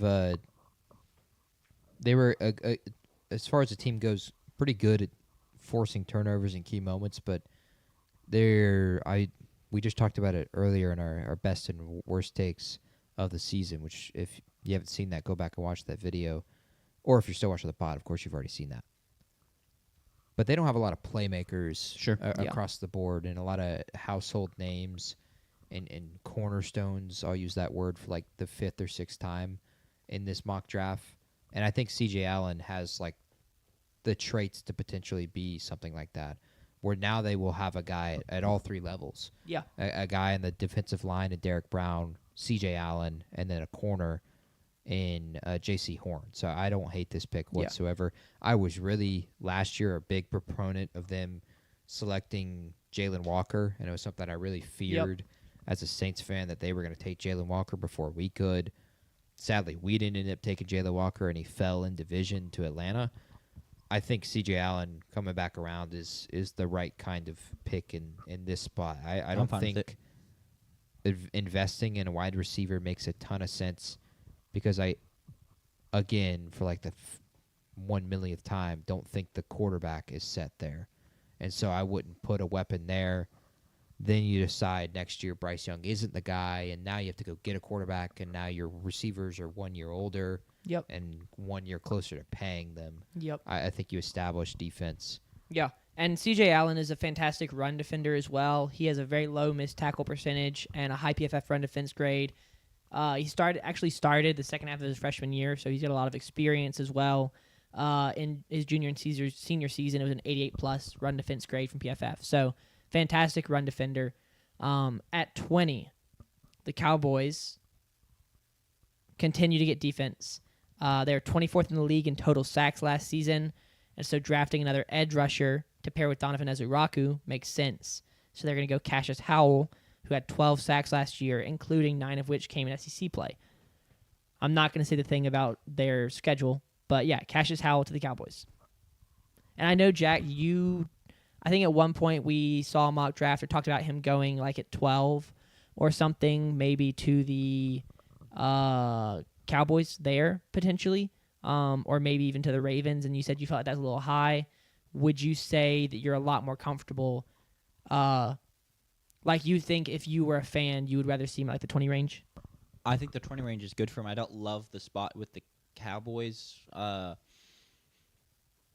just because I don't really know if I love any edge rusher in this range to the Cowboys because of the fact they become somewhat of a focal point of defensive game planning, and it's like I don't know if any rookie pass rusher taken in the 20s is going to really be able to stomach that and thrive in that. And then you automatically get the Cowboys fans going, why is this guy not producing? And it's like, okay, I mean, he does get a play, on the line with Quinnen Williams, but Kenny Clark and Sure. second-year Donovan Ezraku. Like, I don't think he'd be the focal point. Like, I think this is when you need those other guys to step up, and then he gets the opportunity to maybe shine. I in just the background. Kenny Clark's getting older. Yeah. I don't feel like Donovan Ezraku really showed much at all his rookie season. Yeah. Sadly, Yeah. he was like kind of the pod was high on him. Let's just say that. Yeah. But the biggest thing for me is Cassius Town needs to go to a spot where they're going to move him around a little bit and let him even drop in coverage some. Just get creative with them. If you just line him up on the edge, and have him do the same thing over and over again, there are some size limitations that I think may come back to hurt him in some spots. So that's my biggest worry, and I'm not sure if I trust the Cowboys to be the team to do that either. I'll say, were you about to say, go ahead. I was just going to say it really has nothing to do with the Cowboys, but Cassius Howell himself, and that is the word that comes to mind with him every time I think about him is playmaker. And he may test poorly. He may, measure poorly this coming week. He's not going to measure well. He'll probably test fine. But with arm length and whatnot, and that he falls in the same category in that degree with Ruben Bain. But I just think about him as a playmaker. I think about the 3 sacks in a row he had this year on 3 snaps in a row. I think about the interception he had against South Carolina, if I'm not mistaken.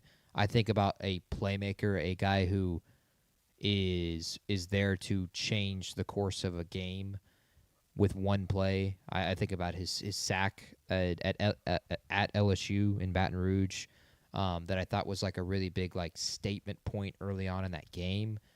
I don't really care at least this far in the draft, especially when you're getting to teams that are ready to win now and are just looking for another piece. That I wouldn't hate him in any of these 20 picks because he's just a guy who is a potential game wrecker for a team. And so I really love him as a player. I think my biggest thing is he's one of my favorite Aggies I've watched over the past 5 years. And so I really, really want him to succeed. Yeah. And so I think it's mainly just a fear standpoint from me of I'm like, I can see as good as I think he can be. I don't think he's like a home run prospect. Yeah. And so that does worry me. And I'll say this, that from what I listen to a lot of podcasts that talk about the draft. The guys I've listened to have said that Cassius Howell is the guy who, when they were watching tape last year on Shamar Stewart and Shamar Turner, they kept being like, this is a Cassius Howell highlight. Why am I watching this tape? But it's like, no, he just shows up on other people's footage. He just shows up on other people's tape because he's that incredible to watch. So, absolutely. Yeah. And I'll also say this for the Cowboys, that as bad as they were last year, maybe you make this pick. If you spend 2 first-round picks on defense, you could be talking about a defense that turns it around in a year or 2, and then you spend the free agency money right. Now you're talking about Quinnen Williams, who's fantastic, and Kenny Clark, who's older, but maybe he's still another year or 2 left. You've got DeMarvion Overshawn in that linebacker room, and you hope that bringing in the guy like Sonny Styles, like we did earlier, elevates the play of him and elevates the play of Donovan Ezraku and elevates the play of Siobhan Ravel. You still have Malik Hooker at safety. The defense could very quickly get back towards average. If it gets back towards average and this It's a starting offense point. can Yes. average 30-plus points per game and you can hold teams to 24 instead of 30, that wins you 10 games, 11 games, 12 games. So that's all you got to do. We said earlier, you just got, if they hit, it's great. Sure. As long as the players turn out to be good. But that's who I've got at 20 to the Cowboys. At 21, the Pittsburgh Steelers. I have taken Avion Terrell. They've got a hole across from Joey Porter Jr. They tried out James Pierre and Asante Samuel Jr. in 2025. but both of them are pending free agents, and it's just I don't think either of them is like a dire need to bring back. So you go get Terrell, who's the younger brother of AJ Terrell, a defensive back for the Atlanta Falcons, who had a good junior year, despite the team's struggles. He had a career high 3 sacks with 5 forced fumbles, and then he also was a good cornerback, right? So like those are not things that you expect from a cornerback, is the 3 sacks, the 5 forced fumbles, but he also allowed a reception rate under 57%. He allowed 3 touchdowns with no interceptions, but he did have 5 pass breakups. So he's not quite the same home run pick that Mansour Delane was, or even Jamad McCoy was. If you get 2024 Jamad McCoy as opposed to the injured 2025, but it's still a good pick in the early 20s for the Pittsburgh Steelers. All right, at 22, Los Angeles Chargers, Vega. I don't know how to say his entire first name or any of his last name. I just heard a pronunciation today. I have heard multiple. Oliava Vega was, I think, what I heard. Oliava Vega. Interesting. I'm just going to keep calling him Vega. First name only. First name only. Chargers need O-line help, and Vega is the highest interior offensive lineman on the PFF big board. So you're getting the first guy off the board, run it to the podium. That's all I said. That's all I have in my notes. It actually works out perfectly. I saw someone have them take Kenyon Sadiq. It's actually Daniel Jeremiah, I believe, which I'm not a huge fan of. I was shocked by that because DJ works for the Chargers. Yeah. Like he's a color commentator for their broadcast. Interesting. Or he's an analyst, one of the two. So it shocked me for a guy who watches pretty much every single Chargers game, him to have not taken a offensive lineman there. I think that maybe he knows they're just going to spin there in free agency. And maybe Vega was already gone in this situation, but I didn't hate Oronde Gadsden's play. I mean, he definitely had some big hiccups, and I was not a huge fan of Tyler Conklin. I can tell you that much. Was he the one that wiped his hands on a towel while the ball was in the air and then tried to catch it? He goes for a wipe and then brings his hands up, and it ends up hitting him in the helmet. because his hands were too late. Anyway. Who's the worst? You can do that if Tua's thrown you that ball, because that ball's coming in like probably 15 miles an hour slower. Not with Herbert's arm strength. Correct. Which, of course, is the reason he's going to win 6 Super Bowls, according to Herbert stands. Who's the worst receiver, or not worst receiver, worst offensive lineman you'd be okay with them picking? 1, just in general, and 2, in the scenario every offensive lineman who's better than them has been picked already. As in, Caden Proctor is already gone. Caleb Lomu is already gone. Okay, Vega I'm not okay with Monroe Freeling, I don't think. Because at what point does it get to a spot of you need to just pick a not offensive lineman, or a wide receiver, I think I'm okay with. I don't think I'm okay with. I mean, I'm getting close to okay with Pregnon. Okay. Pregnon. I don't know. Pretty Emmanuel. sure it's Pregnon. Pregnon. I'm pretty like sure. saying Yeah, pregnant, Pregnon sounds but right. saying non.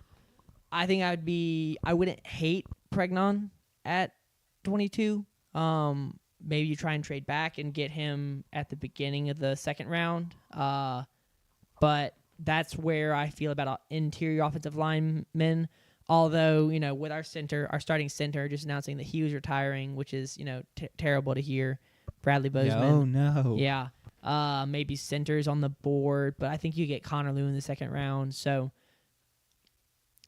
I think let me go back to offensive tackle. Caden Proctor, I would be okay with. Lomu, I'd be okay with. Maybe even Freeling. I haven't looked into Freeling as much just because I don't assume that what you're saying is going to happen will happen. But Lomu is the one I'm certain is the last one I'm certain I'd be okay with. That's about your cutoff is Caleb Lomu? That I know of, because I just, like I said, I haven't looked at Freeling as much. Haven't looked at his PFF stuff because I haven't had to worry about every offensive lineman getting drafted before us. I just think what they call the NFL is a copycat league. And when you see the season that Seattle had, what are people going to do in this draft to try and be like the champions?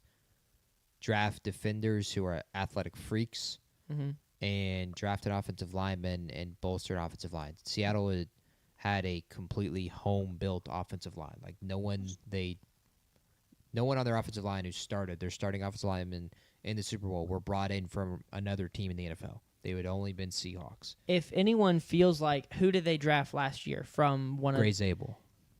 Jennings Dunker? If anyone feels like a Gray Zabel pick to me, it's Jennings Dunker. Okay. A tackle who is going to end up moving to interior offensive line. I think Dunker is one of the guys that's talked about moving to interior offensive line. Yeah, I feel like everyone gets talked about moving to guard. Like maybe I CC consume. Maui Noah is in that talk right now. Yeah, maybe I consume too much draft stuff, and if you could listen to enough, eventually, if someone is going to say everyone should move to guard, like people are already talking about Slater moving to guard. I've heard because of his Spencer injury. Fano, as of today, being talked about moving into guard because of his weight, Yeah, where he was listed at just 300 pounds at Utah. yeah. So maybe everyone gets talked about move to guard. But yeah, I like Vega to the Chargers at 22. At 23, the Philadelphia Eagles get the heir to Dallas Goedert, Kenyon Sadiq. He missed some time in 2025, but he still had a career high in yards and touchdowns. And he also had a 70.4 PFF pass block grade on 47 pass block snaps. So he's not like a Brock Bowers or maybe even a Kyle Pitts, where he's like basically a slot receiver. What's like, his size again? I would hope with his size that he would be good at pass blocking, and that would be something, pass blocking and run blocking. That would be a strength for him, and that's something that Dallas Goedert has been really good at his 6'6", and got a lot of weight on him as well. Yeah. I would not be surprised that Sadiq is good at that and would be good at that in the NFL. But yeah, to continue what your point was, is he's not an athletic receiving threat like a Brock Bowers. This is a guy who can be there in your 12 personnel, your 13 personnel, part of your really dominant run game that you had 2 years ago with Saquon. Sadiq can be that, and then be a guy who catches Jalen Hurts' little 1-yard shovel pass for a touchdown and is really hard to tackle. Maybe he can be eventually, if they continue with Jalen Hurts as Morton would like them to do, as he is one of the best quarterbacks in the NFL, according to Morton. Sadiq can be your tush-push guy when Jalen Hurts is like 34 and he can't do the tush-push anymore. And the tush-push hasn't been banned at that point. Yeah.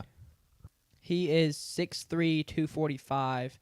I'm looking up Goddard right now just to see, because I'm curious. If I remember, I thought he was 6'6". 6'5", 256.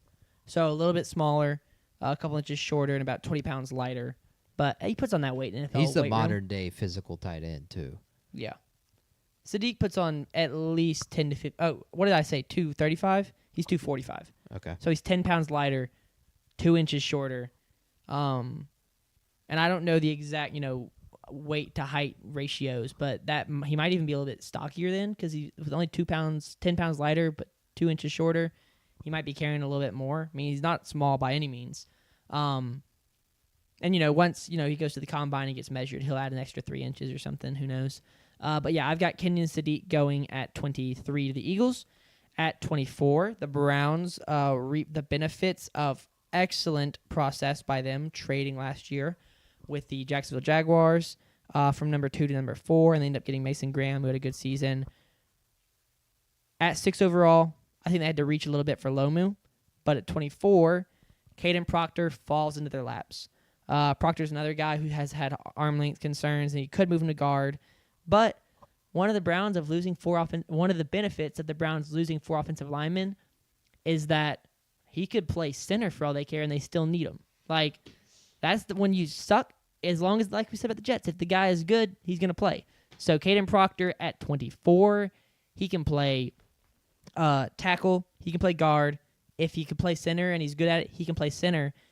Honestly, the Browns... We saw he could play some wide receiver. He can play wide receiver. David Njoku said if he can play tight end, they need tight end. Like, they're good. As long as Caden Proctor is a good football player, it does not matter what position he is good at. He will be a starter for the Cleveland Browns. That would be a dynamic triple threat and 13 personnel. Harold Fannin Jr., Yeah. Njoku, and Caden Proctor. Yeah. I hadn't even thought. I knew that I had my joke about him playing guard and tackle and maybe center. I didn't even think about the fact that if that doesn't work out, he can move to tight end and they'll still need him. So that's how bad the Cleveland Browns are on offense in the trenches. At 25, the Chicago Bears. Caden McDonald out of Ohio State. He did not become a full-time starter until his junior year, which was this last year, but I do not hold that against him or anyone else when they play behind a future NFL player like he did behind Tyleik Williams, who was drafted by the Detroit Lions in the first round of last year's draft. So I've got them going Caden McDonald and beefing up that interior defensive line. The offensive line made big steps forward. They got Luther Burden in the start of the second round last season. They have already got Roma Dunze in the first round from 2 years ago. They do have DJ Moore, but they're talking about trading him. They've got tight end. They've got quarterback. Like I said, the offensive line made leap improvements. So defensive line is the direction they go in that situation. At 26, the Buffalo Bills.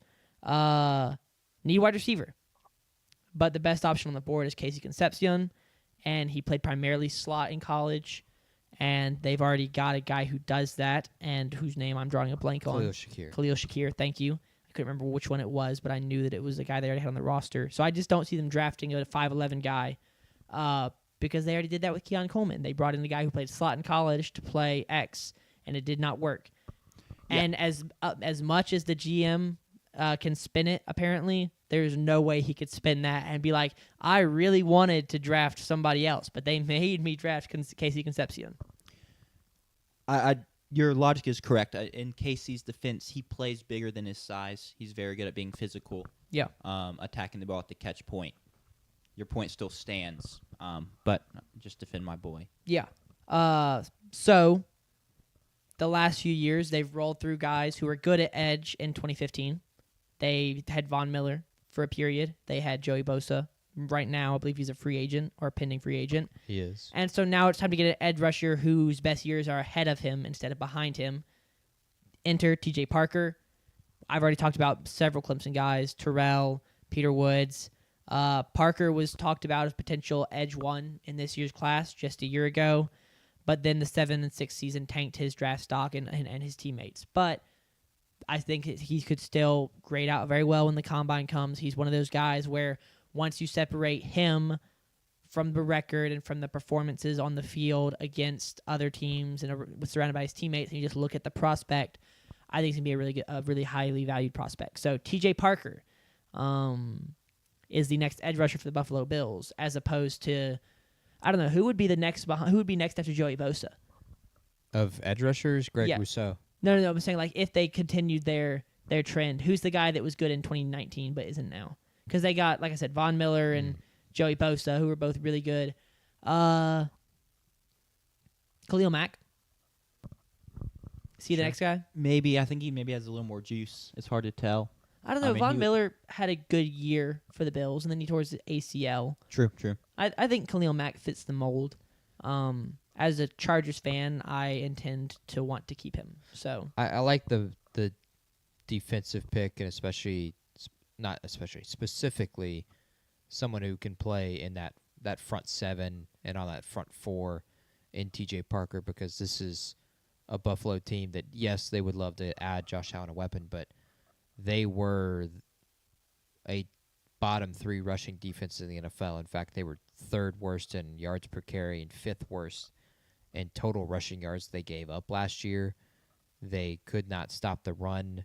They were an elite passing defense. They were the best passing defense in the NFL, but they could not stop the run as well, and that is a big problem. If you're going to have a quarterback as good as Josh Allen, what does running the football do? Run the clock, and it keeps Josh Allen off the field. And I can remember a lot of moments where it felt like Allen was off the field for a long time, and it can mess with the mojo of that offense. I remember a game I'm literally at, the Monday Night Football game against the Atlanta Falcons, and there are long, prolonged periods where Josh Allen is just sitting there on the bench with his hat on, and it feels like he lost a lot of the momentum that they had offensively, and it showed. There were many critical moments where they couldn't execute in a football game like that. So I love someone who can play on the front 4 and in the front 7 even with TJ Parker, and I love putting a guy on the opposite side of Greg Rousseau as well, having another pass rusher. So yeah, if they can't get the receiver that they want, I don't hate this pick whatsoever. Yeah, I agree that priority number 1, if they could pick whoever, it would be wide receiver. But because of the way the board falls, they go defensive lineman. At 27, the San Francisco 49ers can afford to take a 5'11" wide receiver because while there are questions about Juwan Jennings and who's a pending free agent, and then Brandon Ayuk, who's doing his own thing, and nobody knows what's happening there, or at least I don't, because he signed the extension, but then he got hurt, and then he came back and was healthy, but he just didn't play. Just odd things happening there. But they still have Ricky Pearsall, who's a little bit larger than Casey Concepcion. He plays wide receiver. He does not play in the slot.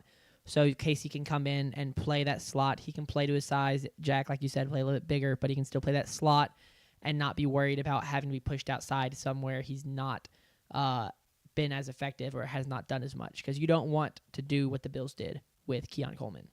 So 27, Casey Concepcion. I love that fit for him.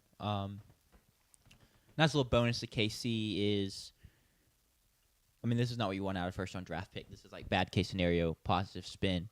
Say it doesn't necessarily work out exactly how you want. He's not really like an alpha wide receiver, an elite return guy. It's like, obviously, you're not going to put your wide receiver 1 back there to return. But say he doesn't, he's more of like a Rashid Shaheed type. You can afford to risk the injury. You get great value there. Yeah. And then, let's see, that's 27. At 28, the Houston Texans. They have 2 interior defensive linemen entering free agency. And while bringing back one of them would make sense, you don't want to spend the money to bring back 2 of them potentially. So they go interior defensive linemen. There are 2 options, Lee Hunter out of Texas Tech and Kristen Miller out of Georgia. I went Kristen Miller because he's got the SEC pedigree.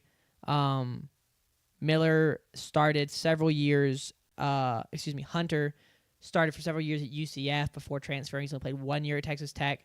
Miller has started the last 2 seasons at Georgia, facing SEC opponents. He's been there his entire career.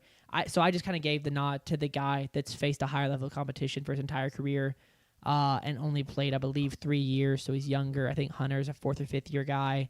So that's where that nod comes from, just to get the youth and get the experience. At 29, the Los Angeles Rams, Jack. I'm very scared. I know where this is going, I think. The Los Angeles Rams are drafting at pick 29. The benefit of having 2 first-round picks is that you can spend the first of your first-round picks trying to win now, right? You get Matthew Stafford another weapon, or you get a secondary piece to kind of replace Emmanuel Forbes. You try and find any hole in that roster, any problem, the tiniest issue, you fix it with that first-round pick that you have from the Falcons and try and win the Super Bowl. But when you have 2 first-round picks, the benefit is with the second first-round pick, you could think, all right, well, what's this roster going to look like in 4 or 5 years, right? Or in 3 years or in 2 years. And in 2 or 3 years, I don't think Matthew Stafford's going to be the quarterback there, which means the Rams are going to need a quarterback in a few years. And they're picking at the end of the first round, so you get the added benefit of the 5th-year option on first-round picks. And so I have them picking a quarterback. I have them going, I have Sean McVay catching the same bug that Kyle Shanahan caught in San Francisco, right? Think about Kyle Shanahan and Jimmy Garoppolo.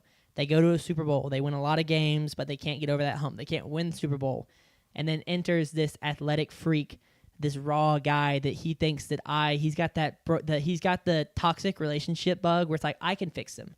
Like, I know that we haven't seen a lot from him. We haven't seen him make all the right decisions or do everything right, but I can fix him, like an ex or when you have a crush on somebody who you know is not good for you. And so I've got Sean McVay looking at Taylor Green and that 6'6" frame and the wild plays he can make and the long strides and the passes he can make and just ignoring the mistakes he makes and saying, if I put him behind Matthew Stafford for a year or two and I've got him in the same room as Stafford watching film, some of that decision-making from Stafford is going to rub off. And if you put, Stafford can sling it. Stafford can sling it. He can do the no-look passes. But if you put Stafford's brain inside of Taylor Green, I think you have next-level beast. And so I've got Sean McVay deciding that he, with his extra first-round pick, is going to go Taylor Green. He's got him for 5 years behind Matthew Stafford for a year or two. And then you're throwing to Puka Nacua. You're throwing to Mekhi Lemon. You're behind that offensive line. It doesn't matter if you throw those picks because the defense is going to get the ball back for you. Taylor Green, Los Angeles Rams at pick 29. I think the head coach will definitely care if he throws picks. This is the worst take you've had on the podcast so far. Good bit. When can we make the TikTok for this and get this posted? Probably tomorrow. I can get it out tomorrow. Do we need to do one of the official ones of Taylor Green is going to be a Ram, and here's why. Here's why.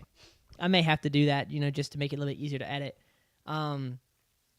It is the slightest bit. It is the slightest amount a bit, but it is sincerely I like Taylor Green a lot. I watched him at Arkansas. I know he made mistakes, but I watched the high-end play, and the high-end play was like jaw-dropping. And so this is not a prediction. This is more of I'm calling my shot like JP has done, his seer moments. This is my seer moment that Taylor Green is actually going to turn out in the right situation to be a good NFL quarterback. And I think the best situation, I think that if I was a quarterback, a rookie quarterback, there is no situation that I would want to end up right now more than the Los Angeles Rams. The only other team I think you could make an argument for would be the Seattle Seahawks. But I think if I was drafted right now and my starting quarterback broke his arm, I want to be a Rams quarterback. Would y'all agree with that? Is that the best situation for a guy to find himself the starter out of nowhere? Yes and no. It's bad in the sense of you actually have legitimate expectations, like this is a winning culture and a team that is used to winning. Yeah. It may be nice to just, But also, if you're an NFL quarterback, you want to win. So you're not worried about the expectations. Not all of them. What did Taylor Heineke say? Okay. He loves being a backup quarterback, making a couple million, not really having to play. But no, like you're in a good infrastructure, one that's going to take your development seriously, and then also if you do end up having to play, you're not out there being fed to the wolves. That's what I'm saying. In this situation, you're having to play. Yes. I think this is the best place for you to end up and have to play, due to some sort of like Dak Prescott, Tony Romo when he goes from third string to starter. This is the place I want to be. I don't think there's anywhere else. Like I said, the Seahawks I think are the only place you could argue for being ahead of them. I think you could argue for Detroit, but it is with the coordinator situation they have there, where it's just so unknown. I feel like the stability of the Rams. I think with the weapons that they have, if it was right now this year, I'm fine with it. But it goes along the same point of the Rams or even Seattle, if they've already established a winning culture. Yeah, so there's a lot of pressure with that. Cool. At pick 30. The Denver Broncos. This is my second trade. The Arizona Cardinals are trading back into the first round with the Denver Broncos. I did not work out the details of how this trade would be exactly fair. So, like I said, I'm just going to force it pick for pick. And then the details can be hashed out by people who want to do that.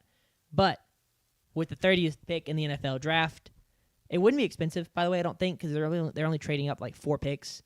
And I know that there's some weight of the extra 5th-round pick, but it shouldn't be too terribly expensive when you're not trading up for you're not trading up super high in the first round. And like I said, it's only 4 picks. I have them going Ty Simpson. I actually kind of forgot about Ty Simpson because I'm not an Alabama fan, so why would I think about Ty Simpson? And I don't like him terribly much as a prospect. I sent y'all the list of NFL quarterbacks and how many snaps they've played, or how many games they started while in college. And Ty Simpson is very much on the wrong end of quarterbacks in college. Ty Simpson, 17 collegiate starts. Mac Jones, who maybe he gets his Sam Darnold moment and he gets a second chance, but his career has not looked great until now, having been drafted 10th overall by the 49ers. Trey Lance was drafted 4th overall by the 49ers, had 17 collegiate starts. He's now been a career backup, spending time with the Cowboys, spending time with the Chargers. Carson Wentz. So it just doesn't look good for Ty Simpson as far as total starts go. And it does matter because then you guys have guys at the top of the list who have first-round quarterbacks who have started a lot of games. Guys like Cam Ward, Jaden Daniels, Shedeur Sanders, Brock Purdy, right? Brock Purdy started 46 games in college, was drafted in the 7th round, and has gotten himself a huge extension. Caleb Williams. Mm-hmm. Caleb Williams started 33 games. But other guys, Geno Smith started 44 games. Goat. Justin Herbert, 42. Jalen Hurts, 42. Baker Mayfield started 39 games in college. Matthew Stafford, 39. Daniel Jones, playoff winner. Daniel Jones, 36 games. Tyler Shuck, 32. Mahomes, 29. Joe Burrow, 28. The list just goes on. Like, all these guys started multiple seasons. Ty Simpson started one season. That concerns me because, like, I know that it's often a meme, but also if it's just a meme, then why is it so, like, why are the results so accurate?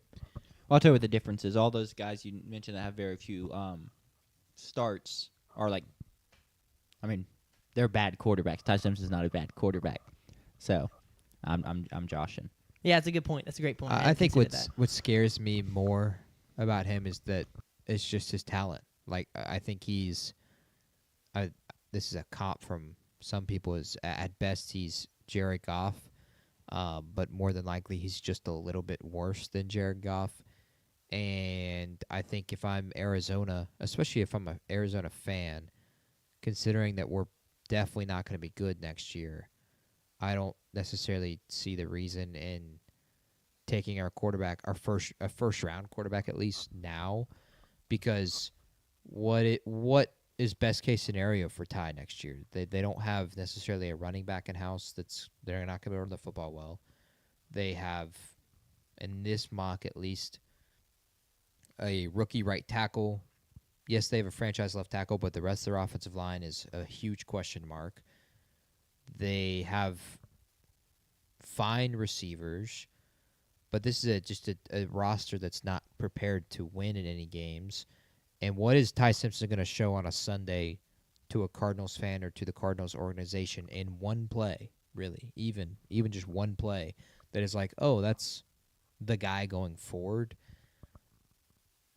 I sound a little hypocritical in that because you could argue the same thing for Tyler Shuck, but Shuck's bigger than Ty Simpson. Shuck can run better than Ty Simpson. Shuck can take more of a beating than Ty Simpson. Shuck has more starts than Ty Simpson, more experience than Ty Simpson. So I don't like it for Arizona. I don't think this guy is a first-round quarterback unless all of the pieces around him are ideal. And so, like, the Rams would make sense for him. But he's not going to be a guy who's, I think, going to lift the entire team with his play. Maybe he'll lift the entire team with his leadership. Which, to be fair, anyone you're trading back into the late first round to get is probably not someone that's, like, ready to come in and just, like, lift a team. Other than Lamar Jackson, which that was crazy. Yes. I mean, there always are exceptions. There's anomalies. That was kind of a troll, but more of just how did he slide to 32? Yes, it is actually nuts thinking about. Well, you know, hindsight 2020. He was Hindsight a running back. 2020. It's not like he was he just was a running back, athletic freak. He was a Very Heisman productive. Trophy winner. Correct. Yes. Yeah. So yeah, that scares me. I would not want to draft Ty Simpson. I would not really want to draft any of the people left, and be like, yeah, I'm just going to hand you the keys to the offense and like let's rumble. Yes. And then especially for a guy talking about with the limited starts. Mm-hmm. Well, I think one of the best ways to work around that is not make them start immediately, which is kind of goofy because you'd think, oh, maybe they should get more starts. But now let's let them sit for a little bit. Yeah, I agree. I would not draft Ty Simpson in the first round. I wouldn't draft Ty Simpson, period. That's because I don't like Alabama, though. But this was more of a recognition of the fact that quarterbacks get drafted. And so I went with that. I will also say that the Cardinals do have 30-something million, 35 million, 39 million in cap space. So maybe you can go out and you can find a running back. I don't think you want a Breece Hall or the other guy, Kenneth Walker. Wow. I don't think you go like the most expensive option, but maybe you can get a Najee Harris. The unfortunate thing is like the tier 2 guys, Najee Harris and J.K. Dobbins, both have injury history.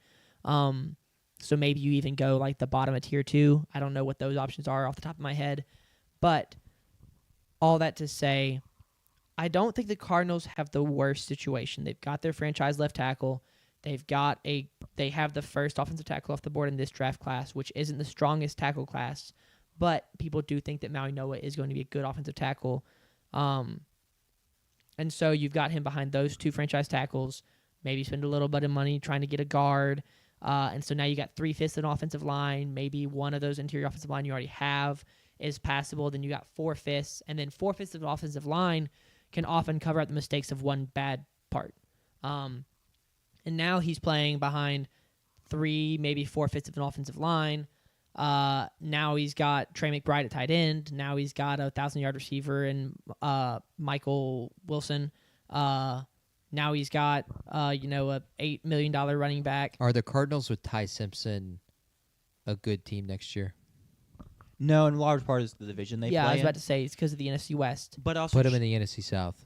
I think in the NFC South they could compete to win it. Here's what I say. Not necessarily with a good. I don't think Ty Simpson is a good quarterback, but I think that a team is going to trade up into the first round for Ty Simpson. See, my biggest issue is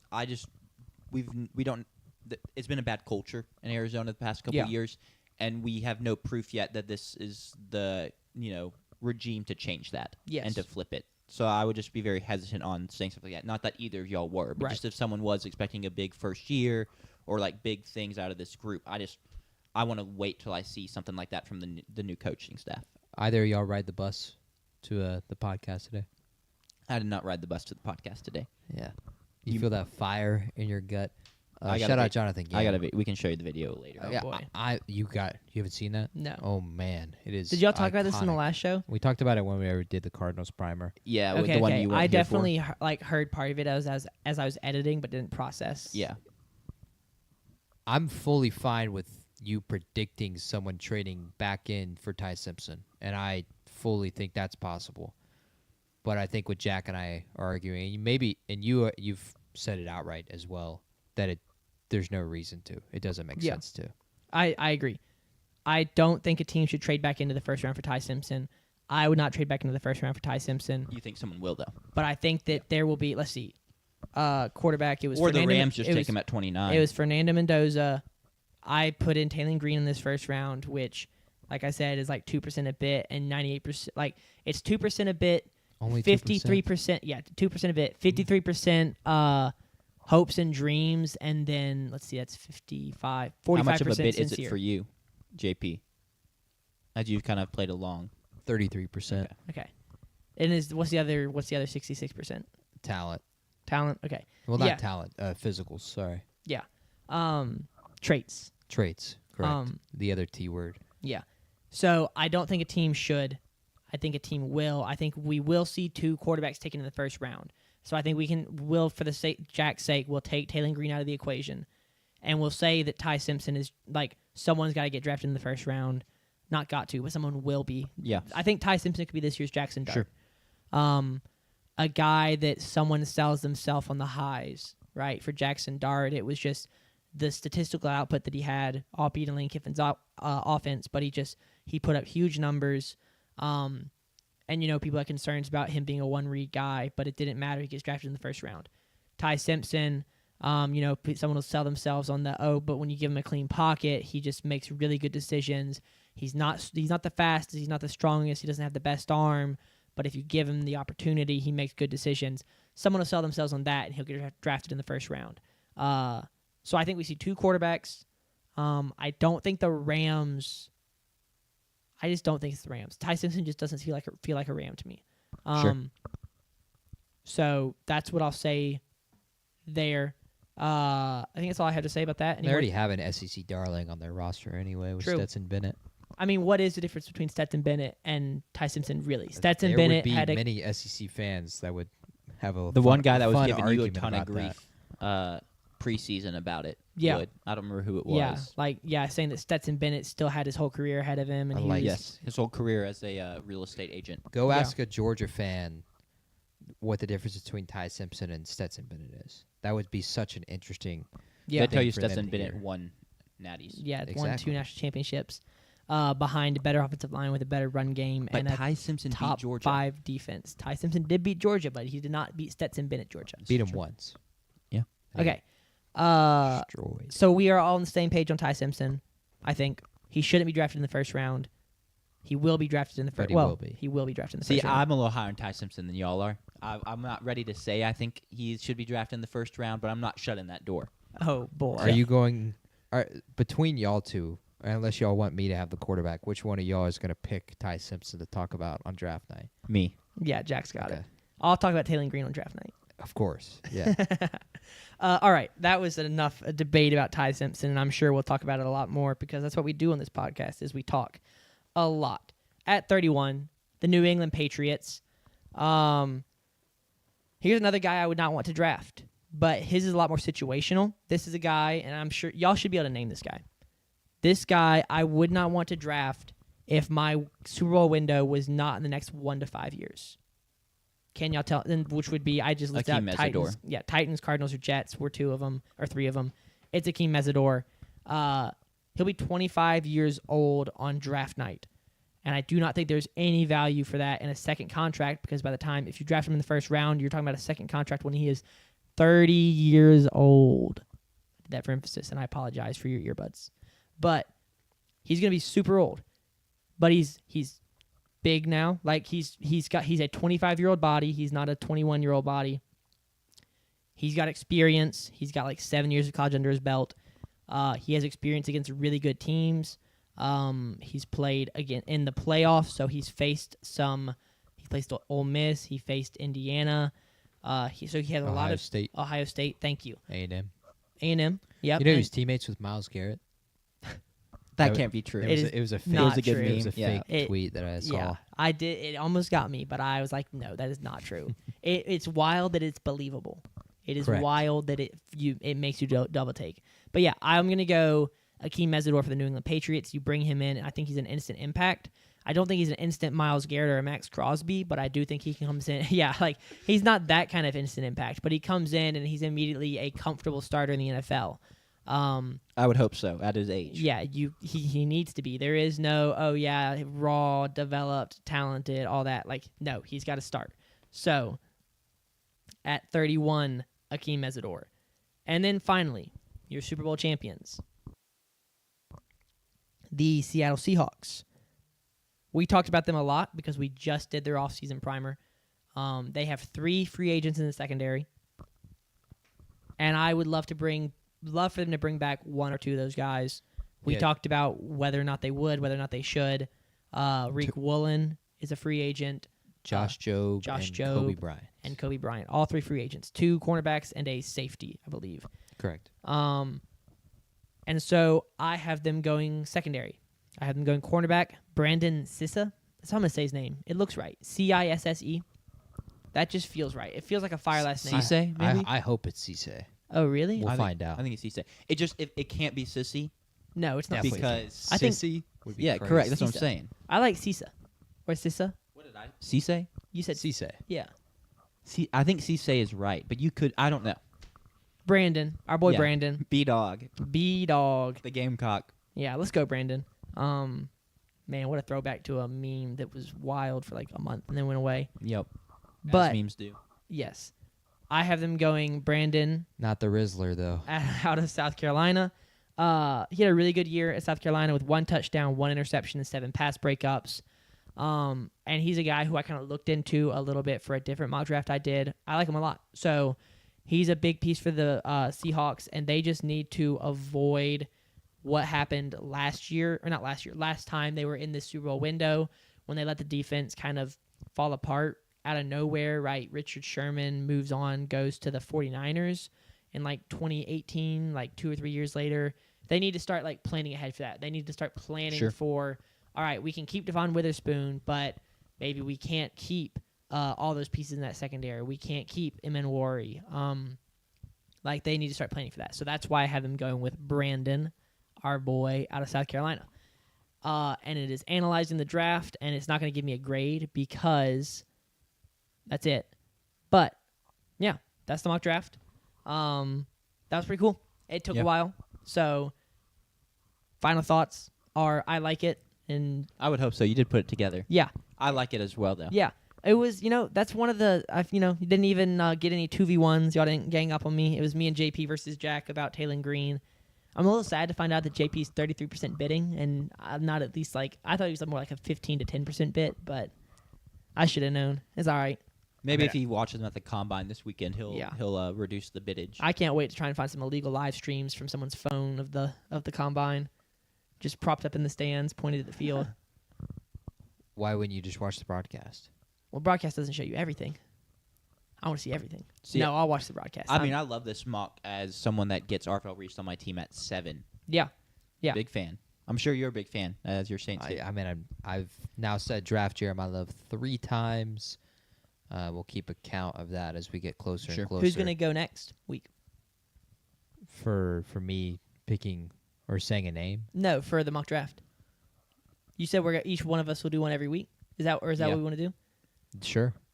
What do you want Jack? next week? Or? I'll take next Okay, week. I'll take Cool. week 3 then. And then we'll wrap it back around. Maybe we can do one of our joint mock drafts. Yeah. But Well, next week we should have more time because we won't have our best and worst takes. I'll do the post combine mock Cool. draft. Sure.